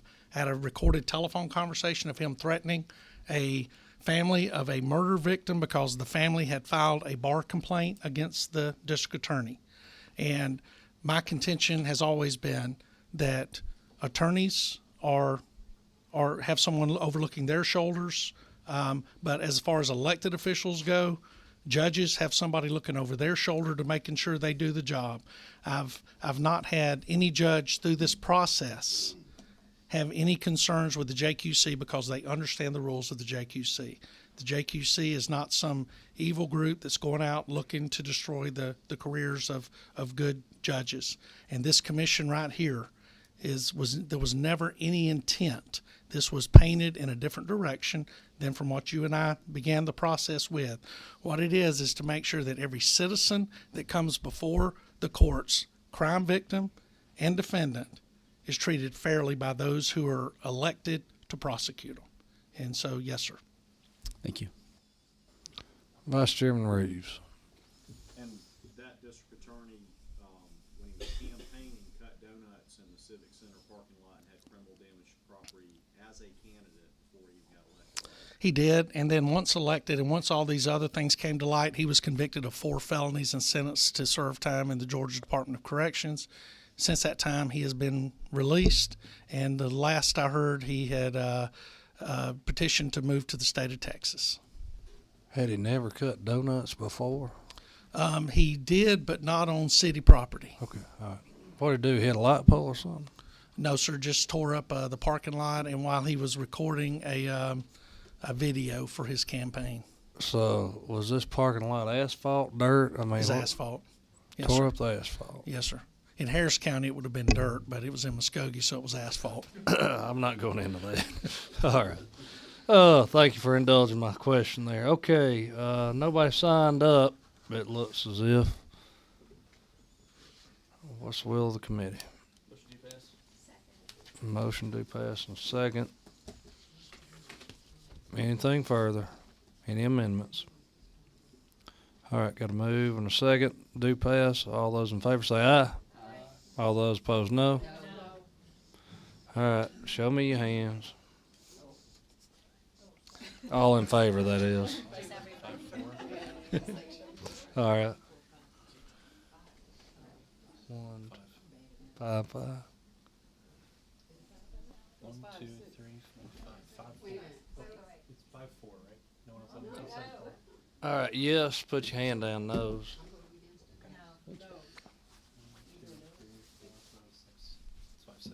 5, 6. 5, 6. Tie, 6, So the 6. chair could vote to make a tie, right? I mean, Or break a tie. It's Yeah. 5, 6. Okay, all right, I vote yes. That's but 6, 6. Let's tie. All right, move the table, second, yeah. I get a second on that? All right, we'll table. Thank you, Mr. Thank Chairman. you, I Mr. appreciate Whip. it. You can move the table after, yeah. Just write that note down. All right. Let's see, next one, Senator Ben Watson, Senate Bill 443.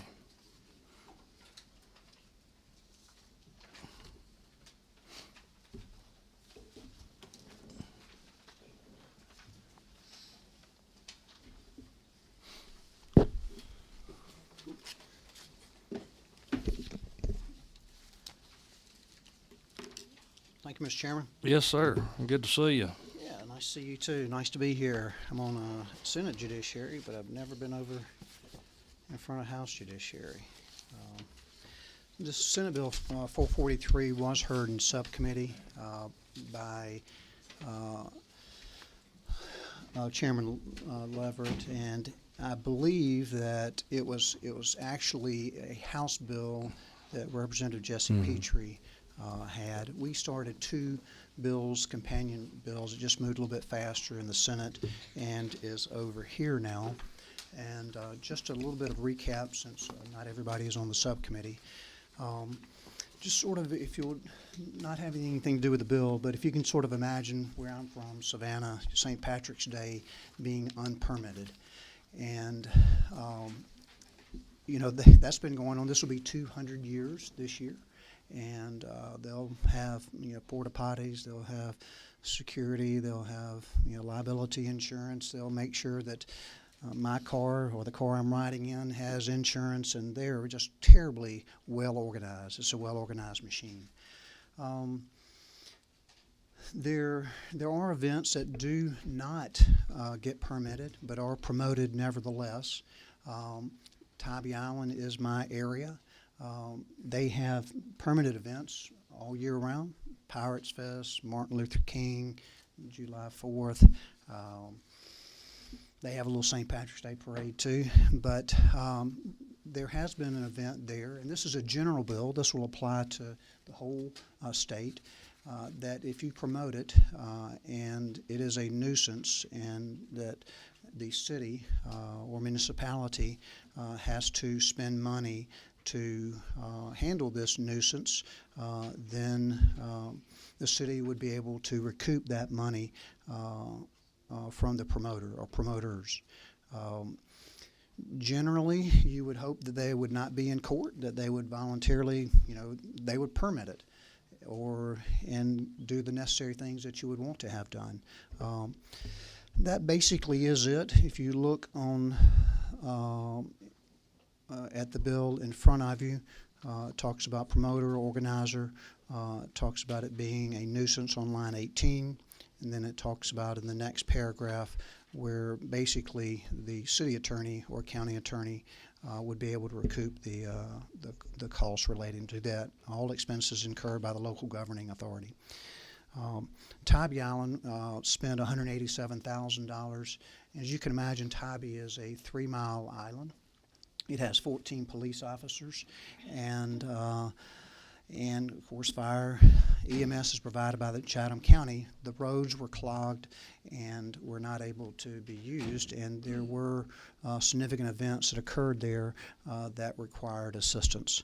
So this bill is not directed at necessarily Tybee Island, but every municipality in the state would be able to recoup the cost of an unpermitted, unsanctioned event. And let me just add too that I've worked with GMA and ACCG, and they're in full support of this and are following it along closely with us. With that, Mr. Chairman, I'll be happy to answer any questions. Okay, thank you.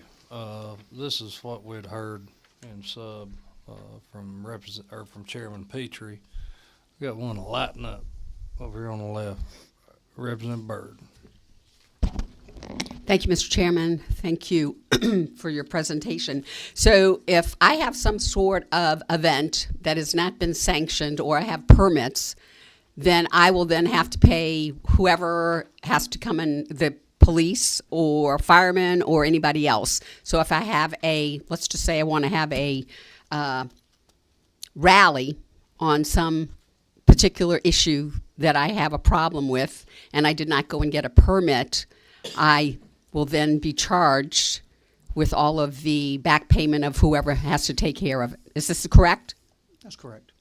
So basically, if you have an event other than, you know, obviously a dozen people is not going to require the city or county to spend any money. But if you have an event that's, several hundred, then you should be responsible and get a permit and express your freedom of expression, express your speech and your protest or your anger or whatever it is that you have. But you should do it responsibly, and I think that's what this gets to. Thank you. Representative Neal. Thank you to the chair. Is this the Orange Crush bill? No, this is not the Orange Crush bill. Let me be very clear about that. Okay. So this is a bill relating to unsanctioned events, Okay. unpermitted events.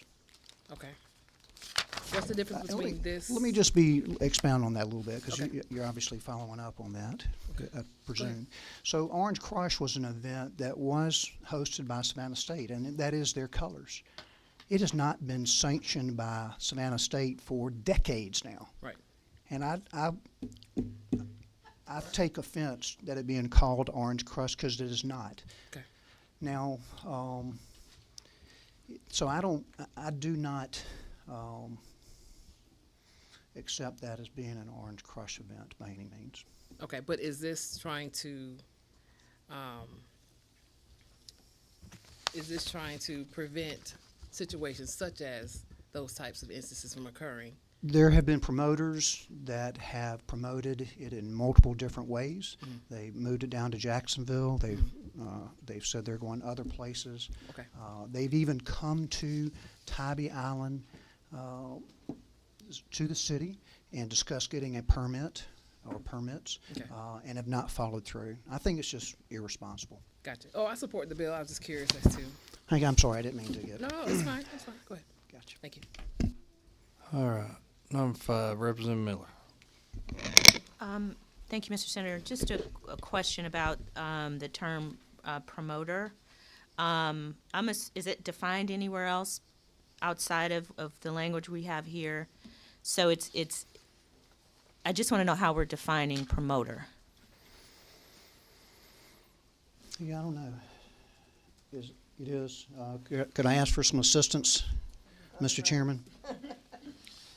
Can I Sure, phone you can a phone friend? a friend, Senator. That's Phone a fine. friend. We allow that. You may know Mr. Gale. We do.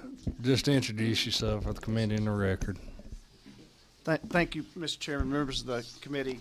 I'm Tom Gale with Civic Forward Strategies, and I represent Tybee Island, as well as a number of municipalities. We actually had that question with Legislative Council when we were drafting the bill. And you all may recall there was a bill that was passed by the General Assembly, I believe 3 years ago, that dealt with street racing and promoters and organizers of illegal street racing. And it was part of Governor Kemp's package at the time. And that allowed for criminal prosecution of promoters of these illegal street racing events. And that term promoter was not defined in that bill. And since that time, you probably are aware, there have been prosecutions that are being brought against these promoters of illegal street racing. And there was a comfort level with Legislative Council that promoter was a term that was reasonably applied to anyone who's asking people to attend a particular event. Okay. So it wouldn't necessarily be a person there are people whose job, they have businesses that do event promotion. It could be a college kid saying, hey, we're going to rally in support of legislation, in honor of Trayvon Martin's death, right? So that college student then could, if that person hands out flyers intending for people to rally for a valid First Amendment purpose, could find themselves on the other end of a lawsuit if they don't, I guess, anticipate how an event that is not professionally promoted might turn out. Is that the intent of the bill?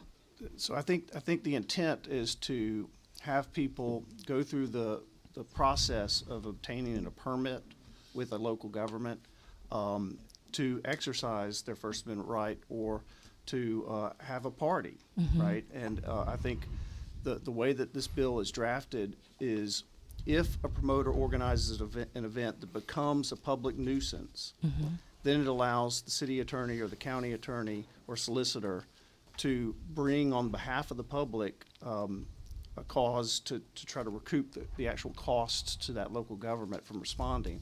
It's not intending to shut down any particular assembly.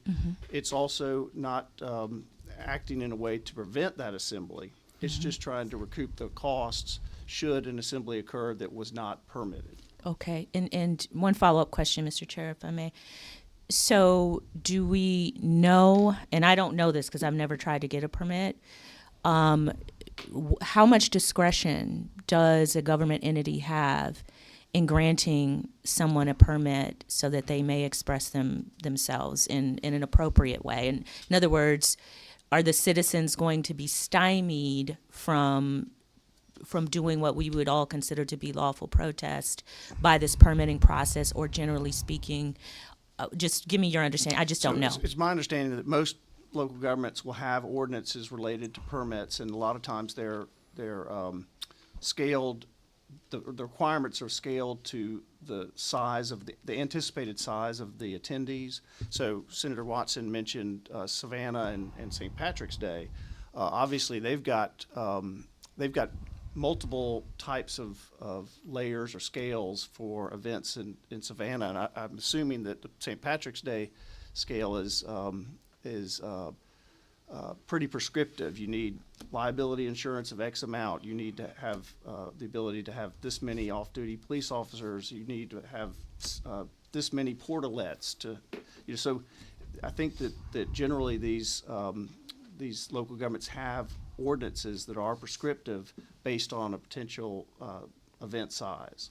Mm-hmm. Okay, thank you. Thank you. Number 6.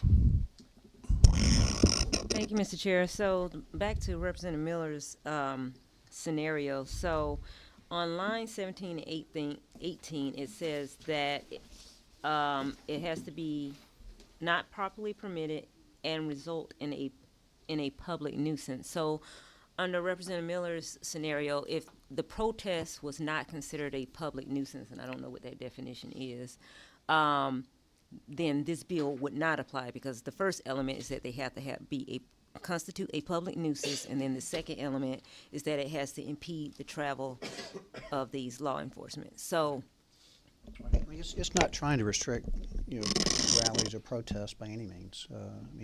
Again, the scenario that the representative described, if it's a small rally or a dozen people, nobody's going to care. But if it turns into thousands of people and there are illegal activities going on, then I would think that the city would want to care and would want to recoup their cost.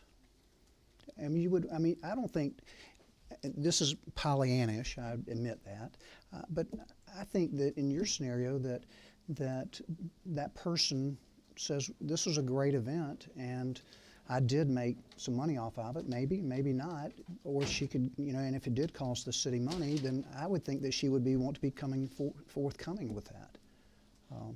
But in case she isn't, then this is there. Sure. Does anybody know the definition?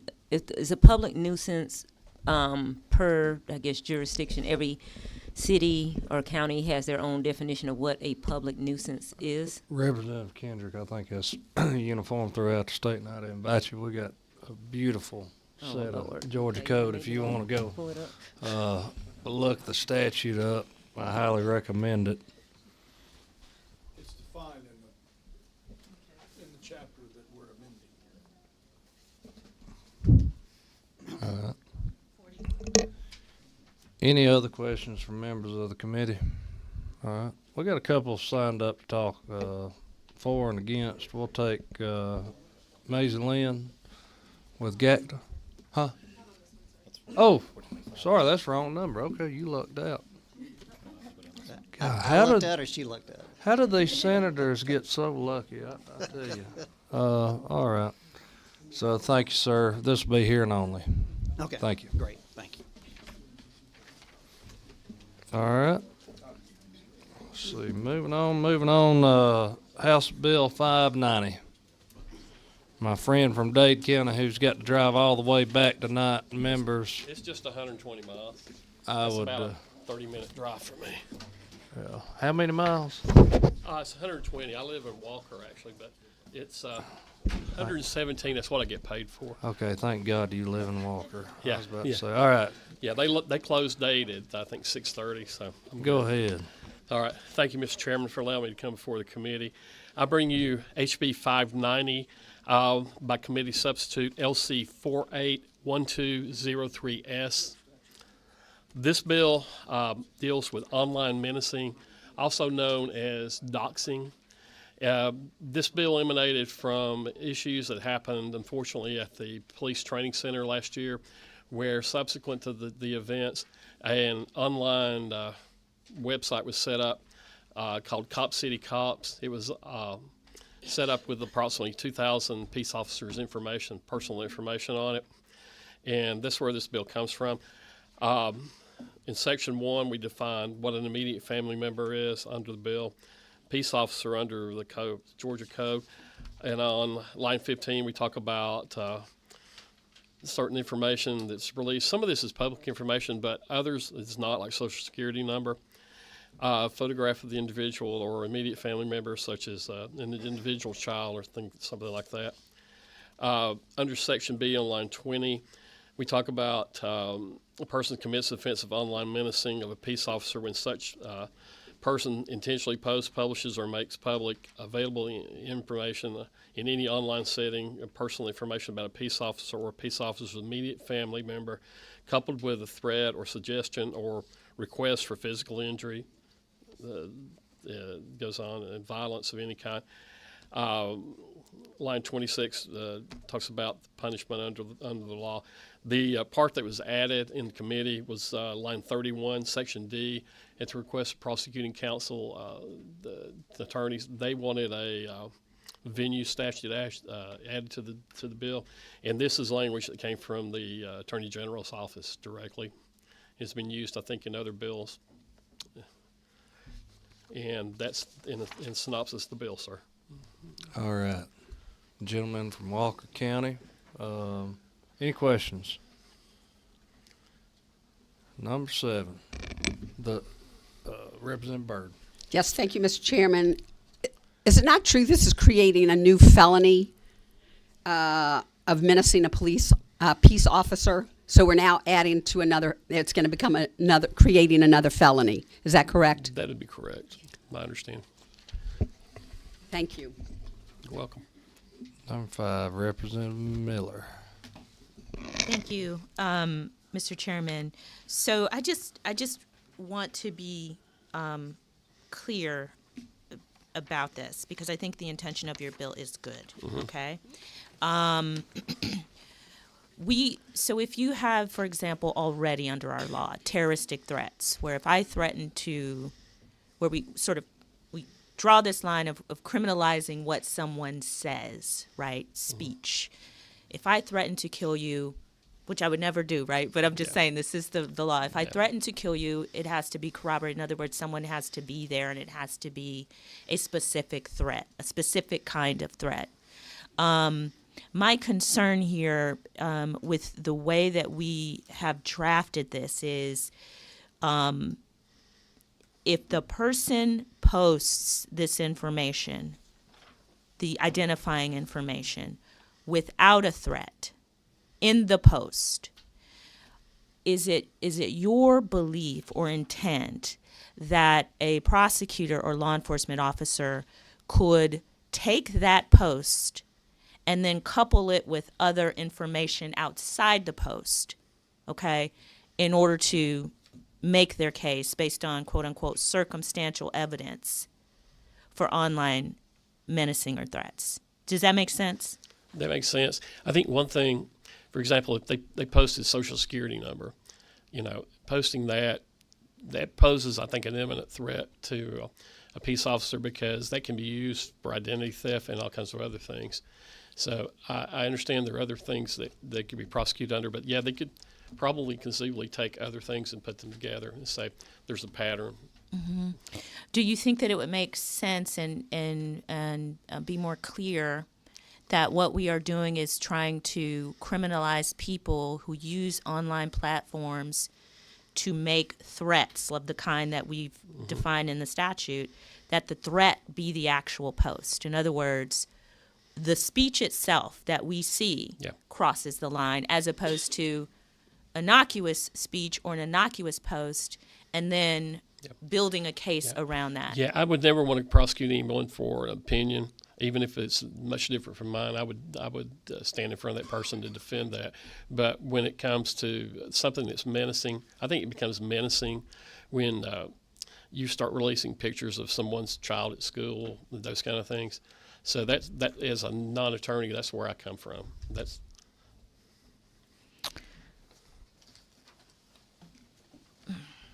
all righty. number 6, the lady who's already had dinner tonight. Thank you. Congratulations. Can you read out the LC number? Because I think I have a different version. Okay. It's LC 481203S. The subcommittee added the venue paragraph last week. Do you have to? It's fine. Okay. And then my second question is, how is this different or from a prosecution standpoint of harassment or online bullying, cyberbullying? Yeah, something like that. I mean, are we attaching it to well, clearly we're attaching it to a specific peace officer, and are you trying to elevate the penalty? Is that why is different than a law we already have on the books? I don't know that it's elevating the penalty, but what we're trying to do is say these group of people defend us. I think we all agree that they defend us, but when someone does something like this to them, it puts them in more harm than the average person, and we saw a kind of immediate need to address this issue. All right. Thank you, sir. Nobody signed up to speak, so be careful going home to Walker County. Okay. This hearing only? Yes, sir. All right. Thank you. Thank you. All right. Next up, we have, let me ask this. Yeah, you've got 2 signed up. Okay, Representative Gullett, what you got for us today? Thank you, members of the committee. It's LC 481150S. It's a substitute. So what this bill does is it's largely a lot of changes from SORB. SORB stands for Sex Offender Registry and Review Board. So the goal of this legislation in my mind is really to protect the public, especially vulnerable populations, from potential harm. And we all know that sex offenders are serious crimes with long-lasting impacts on victims. I think we'd also say that rehabilitation is a gradual process that requires time, and it's my hope, and I'm sure your hope, that this time will be used for offenders to undergo necessary treatments, counseling, and to demonstrate consistent positive behavioral changes. So what this bill does, if you look at line 22, we'll start there. It adds has reached the ages of 80 years old and above, so basically who've completed their sentence. So this is grounded in the understanding that a risk of reoffending diminishes significantly with your age, and by removing these individuals from the registry, we're not undermining public safety, but instead recognizing the balance between risk assessment and compassionate justice. Line 34, this is a proposal to remove individuals from the registry who've been cleared in another state. This was recommended by SORB. I think that they're having a difficult time sometimes getting information from other states for people who are on the registry, and so this allows them to first be removed from that registry in that other state or territory that they were added to before petitioning here. And then on line 61, says that they had to have a SORB reassessment classification within the last 5 years. Sorry, not 61, 58. So 58, so 5 years have elapsed since the individual completed a prison sentence for in-state folks. And so this is a change from what we had in subcommittee. Subcommittee, we had 10 years before you could petition. I think we talked to SORB. It kind of gets us this, it's kind of the work in progress that we did after the subcommittee hearing with folks who were involved. So we went from 10 to 5 years. And that was my goal, was 10 years. But again, that's working with folks to try to be meet in the middle. So we chose 5 years there. So 63 says within the last 5 years. So you had to have a recent assessment from SORB, a recent classification. And then section line 65 starts back basically with the folks who are out of state. So once you've been removed out of state registry, this gives you 10 years, says you're on the registry for 10 years after your completion of your sentence. And that's what that addresses. And so all of these are for level 1. Basically, level 2 and level 3 will not be able to get off the list. So, predators will always be on the sex offender registry list here in Georgia. So that was the goal of the bill. Happy to answer any questions. All right. Don't see any questions. We'll move on to testimony. I know Representative Kennard's here with us. I know he wants to speak to the bill. Go ahead, Representative. Can he speak to the amendment I'm going to offer? I think that's where his... Oh, okay. Yeah, sure. Okay, all right. That'll save the committee some time. Outstanding. So let's go with Maisie Lynn from Gactyl.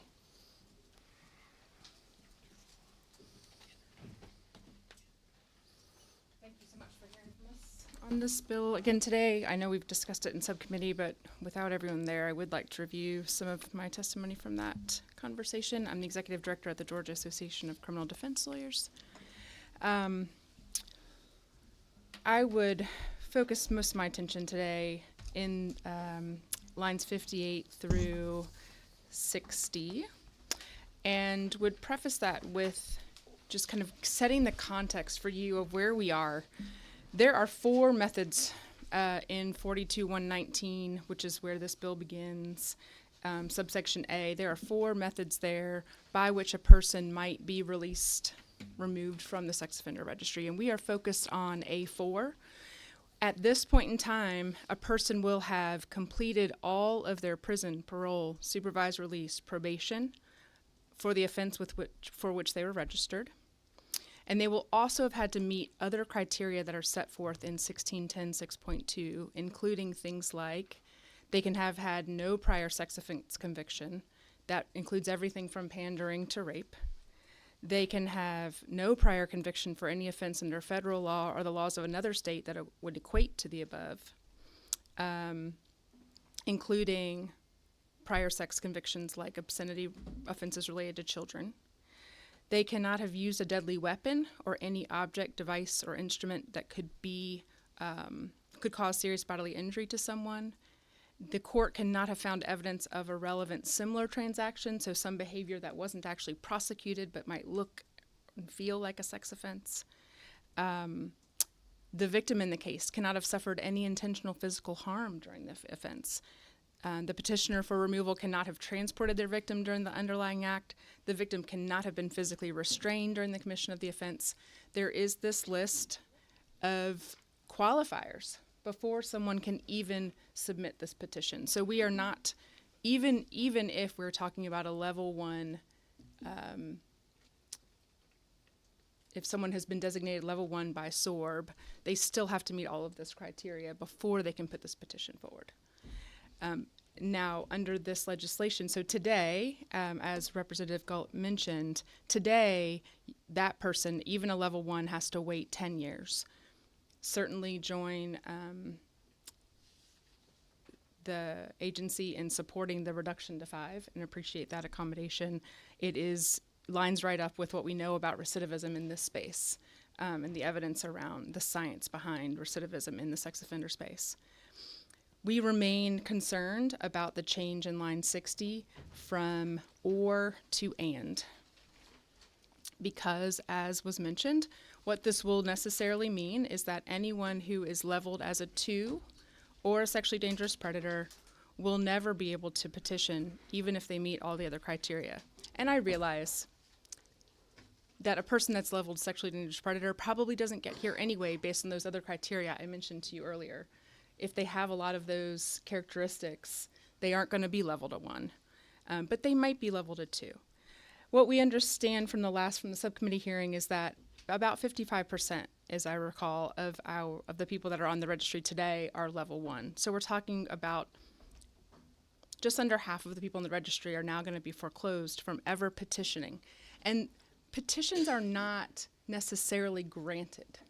This is an opportunity to go to the court to say, these are the reasons I should be considered for removal. It's not a guarantee. Nothing here guarantees except the opportunity to get before the judge. An example of someone who will be caught up in this is this. So by making this a conjunctive and, it's requiring not only the lapsing of now 5 years under this bill, but also the level 1 classification. There is a typical level 1 classification would happen for someone who's, let's say, 19 and is convicted of statutory rape of their 15-year-old girlfriend. Let's say this happens when they're 19 years old. By the time that case is processed, they're into their 20s. If they get a sentence, which I understand from practitioners who are closer to the courtroom today than I am, a 10 to serve 2 is not an unreasonable sentence to expect in this kind of case. So by the time this 19-year-old has been processed through our criminal legal system, served out that 10-year sentence, let's say 19, 22 before they're convicted, 32 before they finish their sentence. Now they wait 5 years until they have the opportunity. We're pushing 40 before this 19-year-old even has a chance to come back and ask for removal. Because we are not surgical in the ways in which our code looks to people like these, a person like that, and puts all of these offenses onto the registry and then into this removal rubric, a person like that is going to be impacted. And that's going to impact everything from where they can go to school, where they can go to college, what kind of jobs they're going to have, all because of potentially consensual sex as a teenager with their high school partner. And I will admit I've used the gender, I've accused the man, but right, it could go either way. And we could have a woman in the same position if she's 19 and her partner is not of age for consensual sex under our laws. So I am going to just continue. Representative Gullett and I've had this discussion now for several years, and it's not something that our organization can ever back down from. As a practical matter, this will certainly increase things like petitions for reconsideration when people are leveled at 2. Can't say so much for sexually dangerous predator, but definitely the feedback I've gotten from practitioners in this space is that it will increase the attempts for releveling and also potentially trials, because at this point in time, it's one thing to negotiate out a plea when you expect a level 1 designation. It's quite a different thing if your conviction on a higher level offense could result in a level 2 tracking. So those are just some practical burdens. The system I can't predict what it will be, right? It's impossible to know, but those are things that our practitioners have warned will be part of their rubric in their counseling of their clients going forward. All right. The author of the bill, Representative Gullett. Yeah, so isn't it true that there are judges here who terminate a sentence and then can immediately, today's world, they can terminate a sentence and then immediately grant a petition to be removed from the sex offender registry when this person was never not on parole and not on probation, not monitored, so that we don't know how they do not monitored? So, I mean, I think there is a theoretical judge that could issue a sentence on one day, modify it the next, and let someone off. Yes, that could happen. I don't know of this happening. I don't know of judges who are. It's happening. You've told me this. Yeah. When the Circuit Public Defender in that part of the state looked back, we found 3 petitions that had been granted since 2020. But you also said there are civil that you didn't look at. There are. These were on the criminal docket. It's Right. true, right. So there is, yes, we don't know what's on the civil docket. We had 7 last year in my county. Okay. So this is an issue, and so having someone not having a babysitter and seeing how they act, I think, is a good indicator of how they're going to act. When someone is on probation or on parole, I believe that they do, they're overseeing. They may not have their normal, life, and can they handle it? And that's kind of what this is addressing. And maybe we just disagree on that, but that is what this is addressing. And about I know we had the conversation last time that the 19-year-old and the 15-year-old, but isn't it true that 19-year-old would turn 20 before that 15-year-old would turn 16? Depends on when their birthdays fall. It couldn't, because if it's 48 months plus 1 day. That's not potentially okay. Yeah, it has to be. Fair. They have to be. They're Fair. turning 20 before that person turns 15. It can still happen this way, and there are people, and I believe Ms. Alvord acknowledged that I'm not making this up. These are real people in Georgia that are on our registry with this kind of fact scenario. In the same way that, and I can't account for what judges are doing across the state. I can tell you that what you're describing is not a rampant problem in our state, according to my membership who are representing people in these very adversarial processes. Let's not forget, whether we are asking to modify a sentence, which is the scenario you're saying, to modify a sentence you have to ask the court's permission to come back, to reconsider their sentence, and whether or not they do that is adversarial. The state comes. It's not the defense in the room by ourselves with our client and the judge. The district attorney or his or her representative, assistant district attorney, are in the room too. And they bring their case, we bring our case. I can tell you, it was the first thing I ever did out of law school was move to modify a sentence. And that judge got more angry at me than I ever knew could happen to someone in their first day in court, because I dared to come and question his authority and his discretion, having rendered a sentence in a case. So it is very surprising to me to think of judges that are taking sex offense cases and looking back and deciding that they made a bad call on the front end, because you go back to the same judge unless the judge has retired and been replaced. When you go back to court on a case, you're in the same division of that court. So unless that court's retired or been ousted by election, you're very likely before the same exact person. If we have a problem with judges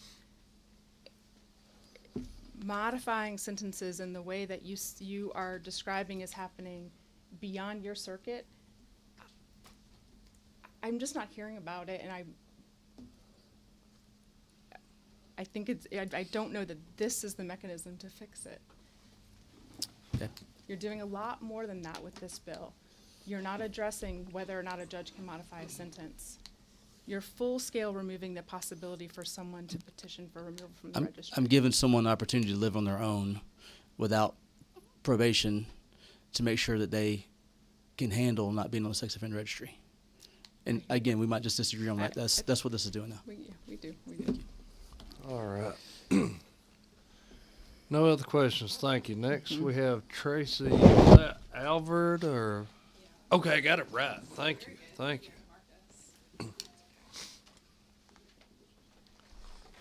Thank you, Mr. Chair and committee members. I appreciate it. I'm Tracy Alvord, the director of the Sexual Offender Risk Review Board. And this is Marcus Viegel. I have him come because he's my research and training expert. So when you have really difficult questions, he can answer those for you. So just want to start with saying that I really appreciate Representative Gullett talking with me and us kind of hashing this out, because I think with sex offenders, it's a complicated population, to say the least. The mere fact that we're even getting to discuss this is kind of an exciting thing to me, because everybody's kind of fearful. And so small steps are probably a pretty cool thing as far as I'm concerned. This bill originally, prior to Representative Gullett making some changes, was that either an individual was a level 1 and completed their supervision and could come off of the registry, or they had to be 10 years post supervision, and it didn't matter what level they were, and they could come off of off of the registry. And the issue with that, so it's almost like his changes, and the issue I had with the 10 years is it was excessive to me, and the reason is because the watering down of the registry. So when we look at risk, we really want to make sure that we're paying attention to the right things. And one of the issues that we've seen with the 10 years post without classification is there was a lot of judges removing priors and twos from the registry, which was very shocking to me. So the piece that he changed where you had to be a level 1 was really, really good, and I was very supportive of that piece of it. I think it's really important because I'm not sure why those individuals were being removed from the registry as predators or even as level 2s. With the 5-year being there, so now with the new wording, it's 5 years post supervision, and you have to be a level 1, and a 5-year review to ensure, or at least 5 years prior to being considered for removal, to be sure this individual's in a good place, that they really have made the progress that they need to make, that they have maintained their behavior by not getting new arrests, and the public can see that they have, even post-supervision, have done some work and not getting in any kind of trouble, not just being under supervision. So I'm very supportive of the changes. I like the changes. I think that the baby steps are a really, really good thing. And of course, I don't know if I need to speak too much on the out-of-state sex offenders. I think I spoke about that before, and I felt that there was a lot of support with that. Our issue is our agency, everyone in my agency believes that we're underestimating out-of-state sex offenders. We need to have these extra elements in place to ensure that they're doing what they're supposed to do in our state before they come off the registry. So those were the two main things, I think, from our piece. Okay, you got a question, Representative Miller. Thank you, Mr. Chairman. Thank you for coming back. So that I understand classification, if a person is classified as a level 2, can they become a level 1? They can. Thank you for asking that question, because that was a thought that I had when Maisie Lynn was talking. Is actually, so the law, when Merriam's Law was put into place, we changed a piece that allows an individual to request reevaluation 10 years post-classification and every 5 years thereafter. Because the longer they go without a reoffense, the less risk they present. And so, yes, a predator and a 2 can ultimately at some point come down to a level 2 and ultimately at some point be considered for release from the registry. Okay, thank you. No other questions, thank you. Thank you. All right.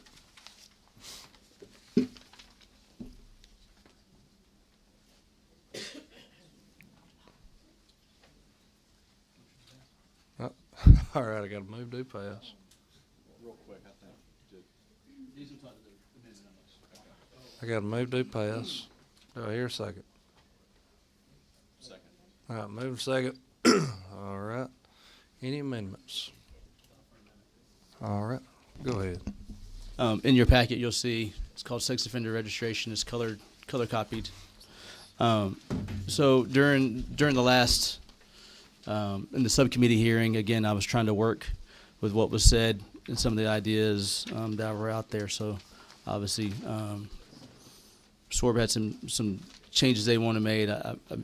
We met in the middle, and this is something that's addressing Representative Kennard and his goals with homelessness related to sex offender registry. And I think it kind of aligns with what SWORB is trying to do. And so what this does is basically for people who live today, sex offender registry, if you live within 1,000 feet of a place of worship, a church, you have to live you can't live within 1,000 feet of a place of worship today.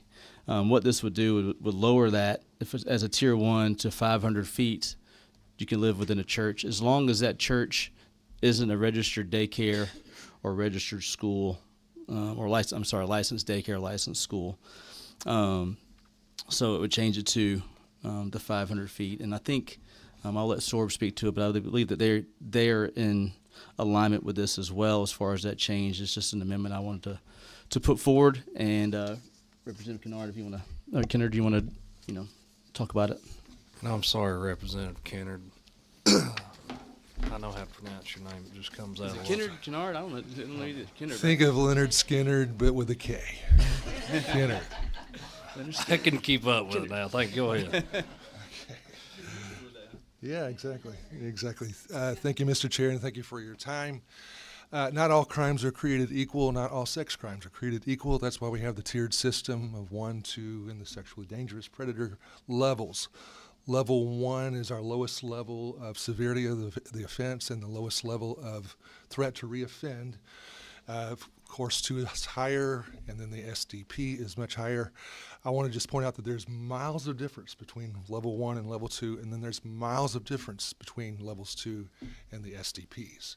But in our current restrictions and penalties, we make almost no nuance. It's across the board. It's pretty uniform, one size fits all.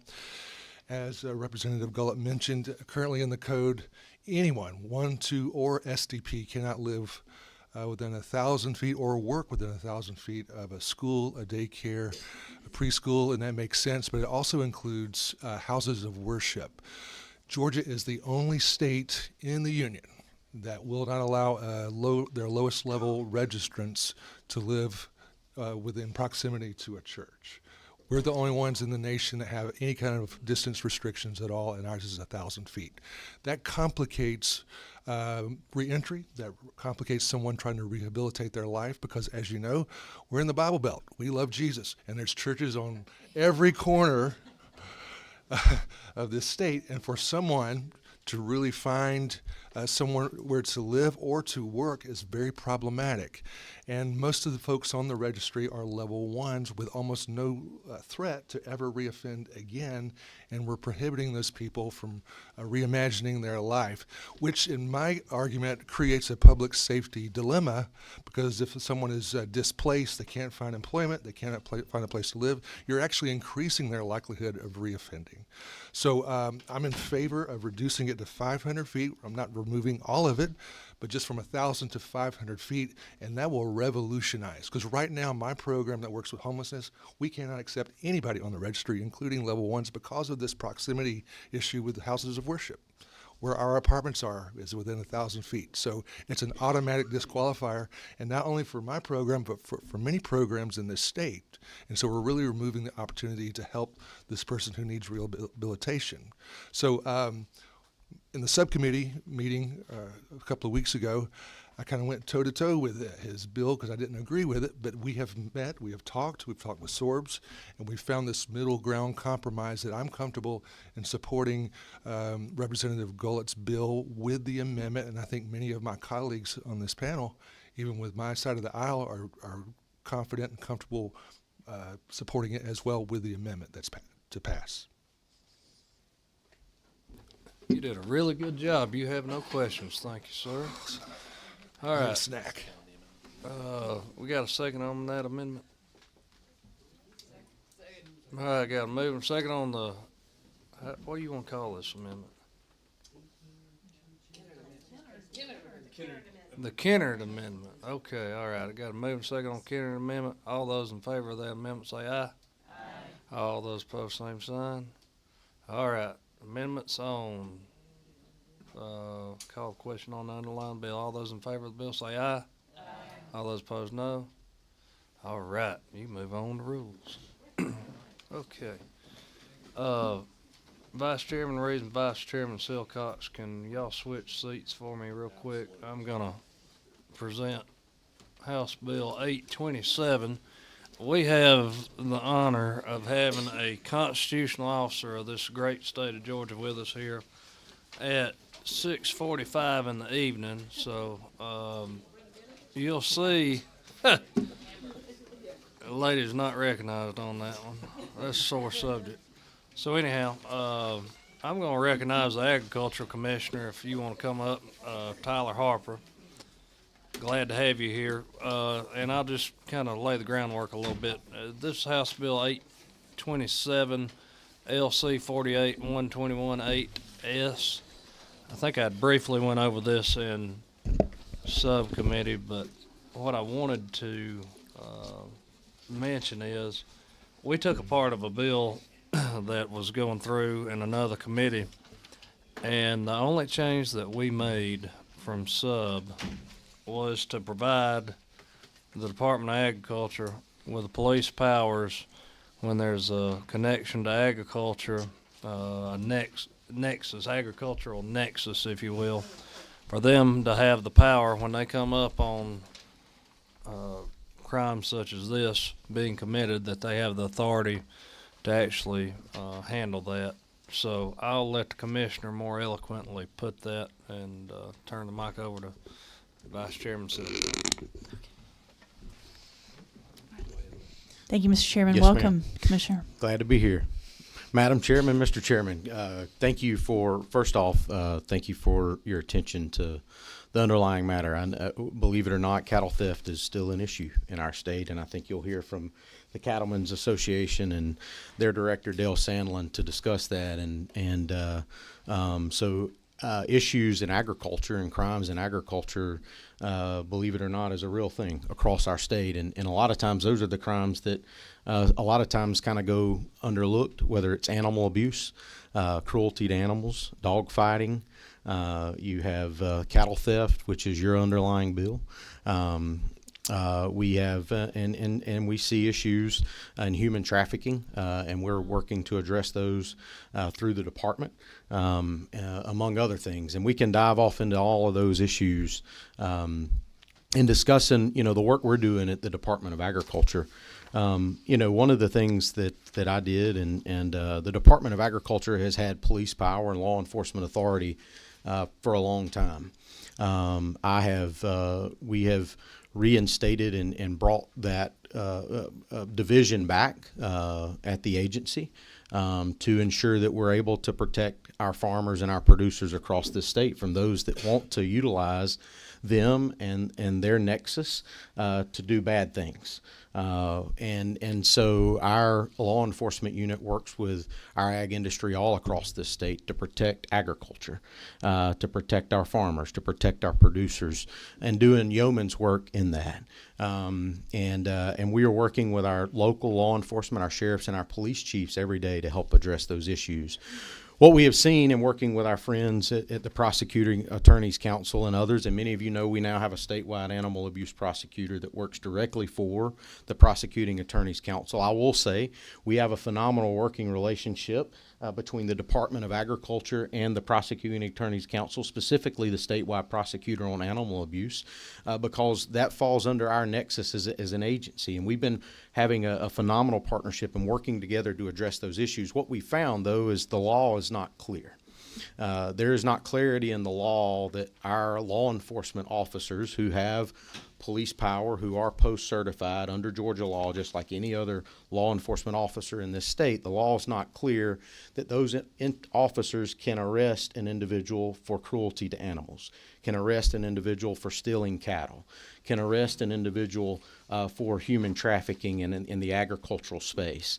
And so what we're asking for, and I appreciate the chairman's work on this, is to ensure that we have that clarity as an agency, to ensure that my officers have that ability, and that the law is clear. I think it's a liability issue for our officers because they're sworn to uphold the law of this state. And if they come across those crimes in their daily work as an ag enforcement officer and they see it and then they can't act on it, that's a failure of justice. And so we're working to help address that. And Mr. Chairman, I appreciate your work on that. I will say I appreciate our friends at the Prosecuting Attorneys Council and their work in helping us make sure we get the language we need, which is very simple. It turned out to be very simple language. And it's just simply adding 16 in that line of code where it says 4, 10, 26, and 43. It would simply add 16. And for clarification purposes, our officers would have to have an agricultural nexus for them to exercise that authority. So in other words, they can't just blatantly go out here and exercise authority under Title 16. It would have to be clearly related to agricultural, an agricultural nexus in this state related to agricultural crimes. The Prosecuting Attorneys Council supports our work on this, and I appreciate their team and their efforts in helping us clarify the law. And so, Mr. Chairman, that's what it does. I appreciate your help on this and ensuring that our law enforcement officers have clarity in the law going forward, and so we can ensure that we're protecting all of agriculture, which in turn protects our state. It is by far our number one industry, and protecting agriculture protects Georgia. So, Madam Chairman, Mr. Chairman, thank you very much. Okay, number 9. Is that Representative Neal? Yes, Okay, thank you. I'd like to make a motion at the appropriate time. Is there any more discussion? I didn't know we had somebody else. I'm sorry. We have Dale Sandlin. Thank you for joining us tonight. Thank you, Chair. Vice Chair, members of the committee, I'm Dale Sandlin, Executive Vice President of Georgia Cattlemen's Association. In reference to the prayer that was earlier, we like to be at the table and on the menu in our industry, so kudos to you. I've been holding on to that joke for a long time now, a long time. As the Commissioner said, cattle theft still goes on. Unfortunately, it's happening during the course of commerce now. It's more so that vein than cutting a fence or opening a gate and stealing a cow in the middle of the night. We applaud the chairman in bringing this bill. The value of cattle has gone up significantly since 1974 when this was first put in place. Back then, a cow was worth around $800. Now, ballpark, we're looking close to $2,500. And if you get into the breeding stock, you're talking thousands, if not hundreds of thousands. So the value of cattle continues to climb. We want to make sure that we're at least protecting the value, because each producer has got close to 9 months into a calf, or if they're raising a breeding cow, you're looking at close to 24 months of effort in getting that cow to value and market. So again, we appreciate the bill, the underlying effort for that, as well as making that change to allow for prosecution, because without it, the department's hands are tied, law enforcement's hands are tied, and at the end of the day, the producer's the one that gets stuck with it. So thank you. Thank you for your testimony. Can I follow up with one thing? Of course. Really quick, I meant to say this earlier, but we are actually currently involved in a current investigation right now as an agency relating to cattle theft and really a Ponzi scheme. The executive director mentioned that cattle theft today is much different than cattle theft was 100 years ago. Cattle theft 100 years ago was I tore down a fence and I took my horses and I wrangled those cattle into my fence. Cattle theft today is much differently. It's much more complicated. It is a much more complicated issue, and our officers have been working on this tirelessly for over a month, and so it is, and we have actually working with local law enforcement across multiple counties, and in some cases we've crossed some state lines with this particular case that we're working. So obviously this has involved more than state authority, and so the clarity in the law will help us help local law enforcement, help us address these issues. And we're dealing with an issue right now that I think is a perfect example of the need, because cattle theft is prevalent today, believe it or not, and also the need we have as an agency to ensure we can protect the industry and protect our farmers and producers, because that's what this is about. Well, thank you so much. If we get this passed and through the Senate, perhaps you would ask the governor to sign it, make it effective on his signature. We will do that, yes ma'am. I would appreciate that. Thank you. I have a quick question, because I feel so bad for those that suffer the loss of the cattle. Are they able to get insurance on the? Yeah, so unfortunately, there's very few outlets for that. There are some insurance companies that will write specific policies on loss, things like lightning strikes, to that nature, but not on theft of cattle. Mm-hmm. In fact, there's very little risk management options that are even available for the production of cattle from our state standpoint, because we are cow-calf producers. We're really great at raising that mama cow and that baby calf, but there's very little risk management when that comes into play just on the value of the cattle that could be lost. I think, if I may follow up on that really quick, I think that's where the aspect of the department being involved in a more significant capacity going forward is by addressing it, especially when it's a theft and it's a criminal aspect. Those folks that the criminal action was taken against can then work through the civil system to hopefully be able to recover those damages, right? So hopefully to be able to recover the lost money. And as the executive director of the Cattlemen's Association, Dale, said a second ago, cattle today are extremely high, very valuable. We're talking thousands of dollars a head. And so when you have an issue like we're dealing with right now, where you have hundreds of heads of cattle, that adds up very, very quickly. We're talking hundreds of thousands of dollars.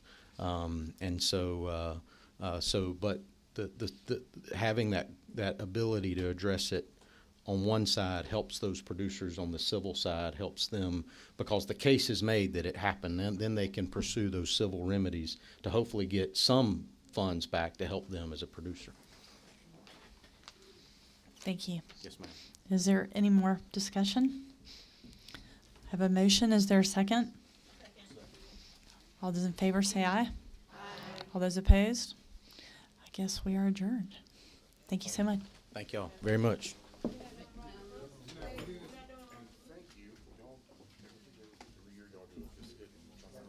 So, steak biscuit breakfast, February 29th. Oh, yeah.